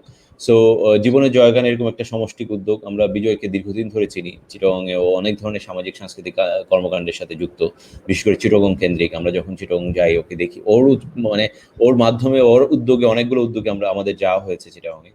সো ওইটাই ডেফিনেটলি বিজয় যেহেতু এই ধরনের কাজে সে সবসময় থাকে বা ওরা যখন সবসময় থাকে, এটা এক্সপেক্টেড যে তারা এটার মধ্যে আসবে। পাশাপাশি এই ধরনের উদ্যোগ কিন্তু সারা দেশেই দেখা যাচ্ছে। সো এটা এটা এটা একটা আশা জাগায় আসলে, যে আমরা এই ধরনের বিপদ যে সবাই মিলেও আমরা এমপ্যাথি যে আমরা একটা শো করতে পারি, এটাও হয়তো এটাও কিন্তু আমাদের একটা বিউটি, এটা আমাদের নিডেসিটি দেখি। আমি জানি না ইউরোপ আমেরিকা এই ধরনের উদ্যোগ আছে কিনা, আমার মনে হয় নাই, হয়তো ওদের প্রয়োজন পড়ে না, কিন্তু আমাদের প্রয়োজন পড়ে বা না পড়ে যাই হোক, এই উদ্যোগগুলো এই ধরনের সুন্দর জিনিসগুলো যে আমরা করতে পারি, এটাও কিন্তু আমাদের একটা সৌভাগ্য, বা বিপদে এই জিনিসগুলো আসলে আমাদের অনেক আশার আলো দেখায়। তো অভিনন্দন এবং ধন্যবাদ বিজয়। সাইফুল ভাইয়া। ধন্যবাদ প্রথমে আসলে এই প্রোগ্রামটা আয়োজন করার জন্য বাংলাদেশ লাইভকে আমরা আমাদের সবার পক্ষ থেকে ধন্যবাদ জানাই। আর জীবনের জয়গান আসলে যেটা সবাই বললো, ছোট ছোট কন্ট্রিবিউশন থেকেই তো আসলে আমাদের বাংলাদেশের তরুণরা বিভিন্ন অনেক উদ্যোগ নিয়েছেন, এর মধ্যেও সেটা আমরা আসলে সবাই দেখতে পাচ্ছি। না হলে তো আমাদের এখানে যে আমরা তো আসলে অত ক্রাইসিস দেখছি না। এই ক্রাইসিস কেন দেখছি? কারণ সবাই উদ্যোগ মানে আমাদের এখানে কিছু ছোট ছোট করে সবাই যে যার জায়গা থেকে করছে, যে কারণে আমাদের বাংলাদেশে আসলে আমরা অত ক্রাইসিস এখন পর্যন্ত আমরা দেখিনি। এখন তো মানে সোশ্যাল মিডিয়ার যুগ, সবাই আমরা দেখতে পারতাম, মানে এটা যে কোনো জায়গায় যে কোনো একটা ঘটনা ঘটলে কেউ একজন না খেয়ে থাকলে বা ইয়ে হয়ে থাকলে, মানে ক্ষুধায় অবশ্যই আছে, মানুষ অনেক কষ্ট করছে, কিন্তু সে পাশাপাশি ওই উদ্যোগগুলোও কিন্তু কম না, প্রচুর উদ্যোগ আছে, যে কারণে আমরা এখনো মোটামুটি ভালোই আছি। সেই জন্য আসলে এইসব উদ্যোগগুলিকে আমাদেরকে আরো উৎসাহ দিতে হবে। আমরা আমাদের মনে করি যে কি তারা আসলে সঠিক জায়গায় আছেন এবং তারা আসলে সঠিক পথেই আগাচ্ছেন। সেই ক্ষেত্রে আমাদের তরুণদের প্রতি আমাদের অগাধ বিশ্বাস এবং তাদের প্রতি আমাদের ভালোবাসা। এই সুযোগে একটা কথা বলে রাখি, সামনের দিনগুলোতে কিন্তু আমাদের আসলে আরো অনেক কিছু আমাদের ফেস করতে হবে, যেটা আমরা এই বিগত জীবনে আমরা যা করেছি, সামনে দেখা যাবে যে কি আমাদের আয় বৈষম্য বাড়বে। অনেক মানুষ আসলে মধ্যবিত্ত থেকে নিম্ন মধ্যবিত্তে চলে যাবে। নিম্ন মধ্যবিত্ত থেকে মানে মানে দারিদ্রতার দিকে যাবে। এই যে এইসব জায়গা থেকে আমার মনে হয় এইসব উদ্যোগটি এগুলো যদি আমরা এখন রাষ্ট্রীয় ভাবেও যদি, আমি জানি এটা এখানে এই প্রোগ্রামে আসলে কথা বলার কথা না, কিন্তু তারপরও মানে এখান থেকে যদি কিছুটা যদি হয়, মানে আমাদের আসলে রাষ্ট্রের আসলে এই জায়গায় এগিয়ে আসতে হবে। কারণ হচ্ছে যে কি আমাদের এখন শিক্ষা এবং চিকিৎসার ক্ষেত্রে আমাদেরকে অনেক বড় বিনিয়োগ করতে হবে রাষ্ট্রের কাছ থেকে, আমরা এটা আশা করি। তরুণদের মাধ্যমে আজকে আমরা আমাদের একটা দাবি বলে আমরা রাষ্ট্রের কাছে এটা একটা ইয়ে করতে পারি যে কি রাষ্ট্রকে আমাদেরকে এখন অন্যভাবে ভাবতে হবে। কারণ আমরা দেখেছি আমাদের কি অবস্থা, শুধু আমাদের দেশে না সারা দুনিয়াতে দেখেছি। এটা শুধু আমাদের ফেলিওর না, এটা সারা দুনিয়ার ফেলিওর। তো সেই ক্ষেত্রে এই শিক্ষাটা আমরা যদি সবাই এখান থেকে কিছু একটা শিক্ষা নিতে পারি, সেক্ষেত্রে আমার মনে হয় আমাদের তরুণদেরও এক ধরনের ভয়েস রেজ করা আর কি, যে আসলে আমাদের শিক্ষা এবং চিকিৎসা খাতে আমাদেরকে অনেক বিনিয়োগ করতে হবে। অনেক ধন্যবাদ সাইফুল ভাই। আমরা অনেকটা শেষ পর্যায়ে, যেহেতু 15 মিনিটও আমরা ওভার করে ফেলেছি, কারণ আমরা চাচ্ছিলাম যেহেতু লাইভটা ভালো হচ্ছিল, দর্শকও অনেক এবং আমাদের কাছের মানুষগুলো আমাদের সঙ্গে যুক্ত হয়েছেন আমার ভীষণ প্রিয় মানুষ এবং আমি জানি আপনাদেরও খুব প্রিয় মানুষ। আনিসুল হক আমাদেরকে দেখছেন এই মুহূর্তে। শেখ মামুন লিখেছেন good to see all together. Mustafizur Rahman যুক্ত হয়েছেন আমাদের সঙ্গে, তিনি লিখেছেন চমৎকার সব মানুষগুলো একই ফ্রেমে, বিশেষ করে সাইফুল ভাই আপনাকে অনেকগুলো লাভ রিয়াক্ট। শাকিরুল ইসলাম দেখছেন আমাদেরকে, প্রিয় মৌসুমী আপু, প্রিয় আয়মান ভাইয়াকে আমরা এই মুহূর্তে মিস করছি। কাব্য ভাইয়া দেখছেন আমাদেরকে, কাব্য আহমেদ লাভ রিয়াক্ট দিয়েছেন এবং আরো অনেকে আছেন। আই থিঙ্ক আমরা এবার শেষ করতে পারি, কারণ আমরা অনেকটা সময় ছিলাম এবং অনেক কৃতজ্ঞতা এই মানুষগুলোকে আমাদের কে নিয়ে এসেছেন মিল্টন বিজয় ভাই আপনাকে, এবং সেই সঙ্গে এই মানুষগুলোর প্রতি কৃতজ্ঞতা যেহেতু তাদের মূল্যবান সময় আমাদেরকে দিয়েছেন। আর প্রীত ভাইয়ের ফেসবুক পেজে একটি স্ট্যাটাস দেখেছিলাম, তিনি হয়তো প্রথম দিকে না করে দিয়েছিলেন যে না আমার সময় নেই, আমি অকশন ফর অ্যাকশন নিয়ে খুবই ব্যস্ত, আমি যেতে পারবো না। তারপর যখন বলেছেন তখন এখানে যেটা আয়মান সাদিকের একটা ট্রিক্স খাটিয়েছেন আমাদের মিল্টন বিজয় ভাইয়া, যে আসলে আচ্ছা ঠিক আছে আপনি না পারেন তাহলে অসুবিধা নেই, সাইফুল আজিম, জাবেদ সুলতান পিয়াস এবং আমরা আয়মান সাদিককে দিয়ে লাইভটা কমপ্লিট করব। তখন তিনি বলছেন হ্যাঁ কি বললেন, ওকে আমার সময় আছে, কে বললো সময় নাই, আমি আসবো। তো তিনি চলে এসেছেন আমাদের মাঝে এবং মজার ব্যাপার হচ্ছে আজকে আমি আমার মেমোরি দেখছিলাম, তো মেমোরিতে দেখলাম তখন আমি উপস্থাপক নই, একটা কম্পিটিশনে অংশগ্রহণ করেছিলাম বণিক বার্তা, সেখানে আমি চ্যাম্পিয়ন হয়েছিলাম, পৃথ্বরাজের হাত থেকে আমি পুরস্কারটা নিয়েছিলাম। আমার দেখে তো খুব ভালো লাগলো, আজকে আবার অন্যভাবে পৃথ্বরাজাকে আমি পাচ্ছি এবং অনেক ভালোবাসা সকলের প্রতি। জাবেদ সুলতান পিয়াসকে বলতে চাই, আপনি যেটা বলেছেন পৃথ্বরাজাকে যে আপনি তার মতো সুন্দর বা সুবক্তা নন, এটা আমি একেবারেই মানি না। আমার ধারণা অন্যরাও কেউ আমার সঙ্গে তারাও মানবেন না, আমার সঙ্গে একমত হবেন, কারণ আপনিও ভীষণ সুদর্শন এবং ভীষণ সুবক্তা, ভীষণ ভালো মানুষ। আর সাইফুল আজিম ভাইয়া, ইউ আর দ্য বস। সবাই অনেক অনেক ভালো থাকেন, অনেক অনেক শুভকামনা। আর আনিস ভাই, জাবেদ সুলতান পিয়াস ভাইয়ের স্ট্যাটাসে একটি কমেন্ট করেছিলেন যে এই প্রোগ্রামটা প্রথম আলো থেকে কেন নয়। আই থিঙ্ক প্রথম আলো থেকে যদি নাও হয় বা প্রথম আলো থেকে যদি হয়, আমি চাইবো, আমি যেহেতু বন্ধু সভার সাধারণ সম্পাদক, বন্ধু সভার পেজ থেকে এরকম একটা প্রোগ্রাম করতে, সেখানে আমরা জীবনের জয়গানের মিল্টন বিজয়কেও চাইবো। সবাই অনেক ভালো থাকুন। যদি দর্শকদের উদ্দেশ্যে প্রত্যেকের ছোট্ট করে কিছু বলার থাকে। না নিশ্চয়ই, আমাদের এই সময় ধন্যবাদ মৌসুমী সবাইকে এবং ভালো আড্ডা কাটলো আসলে। এইটাই এখন এই যে প্রচুর লাইভ হচ্ছে এখন, মুনির হাসান ওই দিন একটা স্ট্যাটাস দিয়েছেন প্রতিদিন নাকি 1 লক্ষ লাইভ হচ্ছে, যাই হোক। সো এইটাও কিন্তু একটা প্রাণ, সবাই যে এখন লাইভ না করলে আমরা কি করতাম। সো সবাই যে এই ধরনের ঘরে বসেও যে যুক্ত থাকছি আমরা, সেটাও মনে একটা পজিটিভ দিক। সো একটা ভালো সময় কাটলো। ধন্যবাদ পৃথ্বরাজা, সাইফুল ভাই, বিজয়, মৌসুমী সবাইকে। আর হচ্ছে নিশ্চয়ই এই অন্ধকার সময়টা কেটে যাবে, আমাদের আলোর সময় আসবে সেই প্রত্যাশায়, খুব তাড়াতাড়ি সেটা আসুক সেই প্রত্যাশায় আমরা করছি।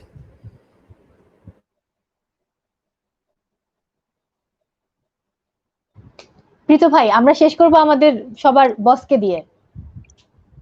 আচ্ছা, so thank you so much. আসলেই মানে যেই মানুষগুলোর সাথে আসলে আড্ডা দেওয়ার, এগুলো সবাই খুব পছন্দের মানুষ, সবার সাথে প্রচুর আড্ডা হয়। কিন্তু এভাবে এই মিটটা করে দেওয়ার জন্য আসলে ধন্যবাদ। আর সাইফুল ভাইয়ের সাথে অনেকদিন পরে এভাবে মানে ধরেন এই ফ্রেমে আমরা তিনজন একরকম চায়ের আড্ডা, আর বস যখন অ্যাড হয়েছে তখন ব্যাপারটার মধ্যে আর একটু অন্যরকম একটা মজা। সো সবকিছু মিলে, এবং মৌসুমী আপনি খুব সুন্দর করে কথা বলেন, আপনি ডেফিনেটলি মানে খুবই মজা করে আসলে আপনি কথা বলেন। খুব ভালো হতো যদি আপনার ওই সেটিং এর সমস্যা না হতো, আমরা হয়তো এই আড্ডাটার মধ্যে আরো বেশি প্রাণ পেতাম ফর শিওর। বাট এনিওয়ে, যেটা হয়েছে ভালো হয়েছে। মিল্টন, আপনাকে শুভেচ্ছা জানাই। আপনারা এই ছোট ছোট উদ্যোগগুলি মিলেই ছোট ছোট পরিবর্তনেই আসলে বড় পরিবর্তনটা ডেকে নিয়ে আসবে। সবাই ভালো থাকবেন। আর আহ, যারা যারা এই মুহূর্তে আমাকে শুনছেন, অত্যন্ত বিনয়ের সাথে বলছি, পৃথিবী শান্ত থাকলে যে 200 টাকা কফি শপে এখন দিতাম, সেই 200 টাকা এক্ষুনি গিয়ে কোনো একটা কাউকে দিয়ে দেন, মানে একটু পাশের পাশের মানুষের খবর নেন, দারোয়ান চাচাটা খবর নেন। That's it. সবাই ভালো থাকবেন। বিজয় ভাইয়া কিছু বলবেন? একদম শেষ করবো আমরা সাইফুল ভাইকে দিয়ে। কৃতজ্ঞতা পিথু ভাই, পিয়াস ভাই, সাইফুল ভাই আর মৌসুমীকেই। আমরা সবাই মিলে এই ক্রান্তিকাল অতিক্রম করব সেই প্রত্যাশায়, সুদিনের অপেক্ষায়। সবাইকে ধন্যবাদ। অনেক অনেক ধন্যবাদ। দর্শক, আমরা আজকের মতো বিদায় নিচ্ছি, কিন্তু শেষ করবো সাইফুল ভাইকে দিয়ে। সাইফুল ভাই, সবার উদ্দেশ্যে আপনার বার্তা কি? কঠিন। আমি সবার আসলে ভালো থাকতে হবে, মানসিক ভাবে ভালো থাকতে হবে। আমার একটা অনুরোধ থাকবে, সবাই, এটাই শেষ কথা, আমি আর কিছু বলবো না, আসলে অনেক বড় বড় কথা বলার কিছু নাই। একটাই, সেটা হচ্ছে কি, বাসায় বসে বেশি না, এখানে অনেকে অনেক বসে 1 ঘন্টা 2 ঘন্টা এসে 20 মিনিট অন্তত আপনি একটা ওয়ার্কআউট করেন। 20 মিনিট, সেটা হাত পা নাড়িয়ে একটু হাইটে, আর হচ্ছে কি ব্রিদিং প্র্যাকটিস করে, যেভাবে হোক একটু বাসার মধ্যে হেঁটে 20টা মিনিট আপনাদেরকে আসলে ওয়ার্কআউট করা উচিত আর কি, মিনিমাম। তাহলে হচ্ছে কি, আপনি যে শরীরের দিক থেকে যেমন ভালো থাকবেন, মনের দিক থেকেও ভালো থাকবেন, এবং আপনার আসলে অনেক নিজেরও ভিতর থেকে অনেক কনফিডেন্স আসবে যে কিনা আমি শারীরিকভাবে সুস্থ আছি। এই 20টা মিনিটে ওয়ার্কআউটেই আপনাকে অনেক কনফিডেন্স দিবে। আর ভালো তো থাকতেই হবে। আর এখানে খারাপ থাকার কোনো মানে, আমরা আসলে বাঙালিরা তো আমরা অনেক ক্রাইসিস আমরা আমাদের জীবনে আমরা পার করে এসেছি। আমরা তো এমনি এমনি স্বাধীন হই নাই। বাকিরা খুব সহজে তাদের ভাষা পেয়েছে, তারপরে পতাকা পেয়েছে, পাসপোর্ট পেয়েছে। আমাদের কিন্তু এত সহজে আমরা এই পাসপোর্ট, ভাষা, তারপরে একটা মানচিত্র আমরা পাইনি। এটা কিন্তু আমরা বাঙালিরা আমরা নিজেরা আর্ন করেছি, আমরা ছিনিয়ে এনেছি। আমাদের এটা অনেকগুলি ধাপে ধাপে আমরা করেছি। মানে হুট করে ওভার দ্য নাইট হয় নাই। সেই ক্ষেত্রে আমরা আসলে একটা ফাইটার জাতি। অনেকে অনেক কথা বলে, অনেকভাবে অনেক করে বাঙালিকে নিয়ে অনেক ধরনের বাজে বাজে কথা বলে। আমরা অনেকে হাসির ছলে, ঠাট্টার ছলেও বাঙালিকে নিয়ে অনেক কথা বলি। কিন্তু আসলে বাঙালির ইতিহাস যদি দেখেন, বাঙালির ইতিহাস কিন্তু আসলে আমরা আসলে ফাইটার। তো আমরা এই করোনার কাছে আমরা হাঁটতে পারি না। আমরা ইনশাল্লাহ, আমাদের অনেক কষ্ট হচ্ছে, কিন্তু আমরা এটাকে অতিক্রম করব, ভালো থাকবো, আমরা হারাবো, এবং আমরা আমাদের মতো আবার দাঁড়িয়ে যাব, আমরা দাঁড়াতে যাব। ধন্যবাদ সবাইকে আরো একবার কৃতজ্ঞতা। সবাই অনেক অনেক ভালো থাকুন। আবারও দেখা হবে অন্য কোনো প্ল্যাটফর্মে। শুভরাত্রি। শুভরাত্রি।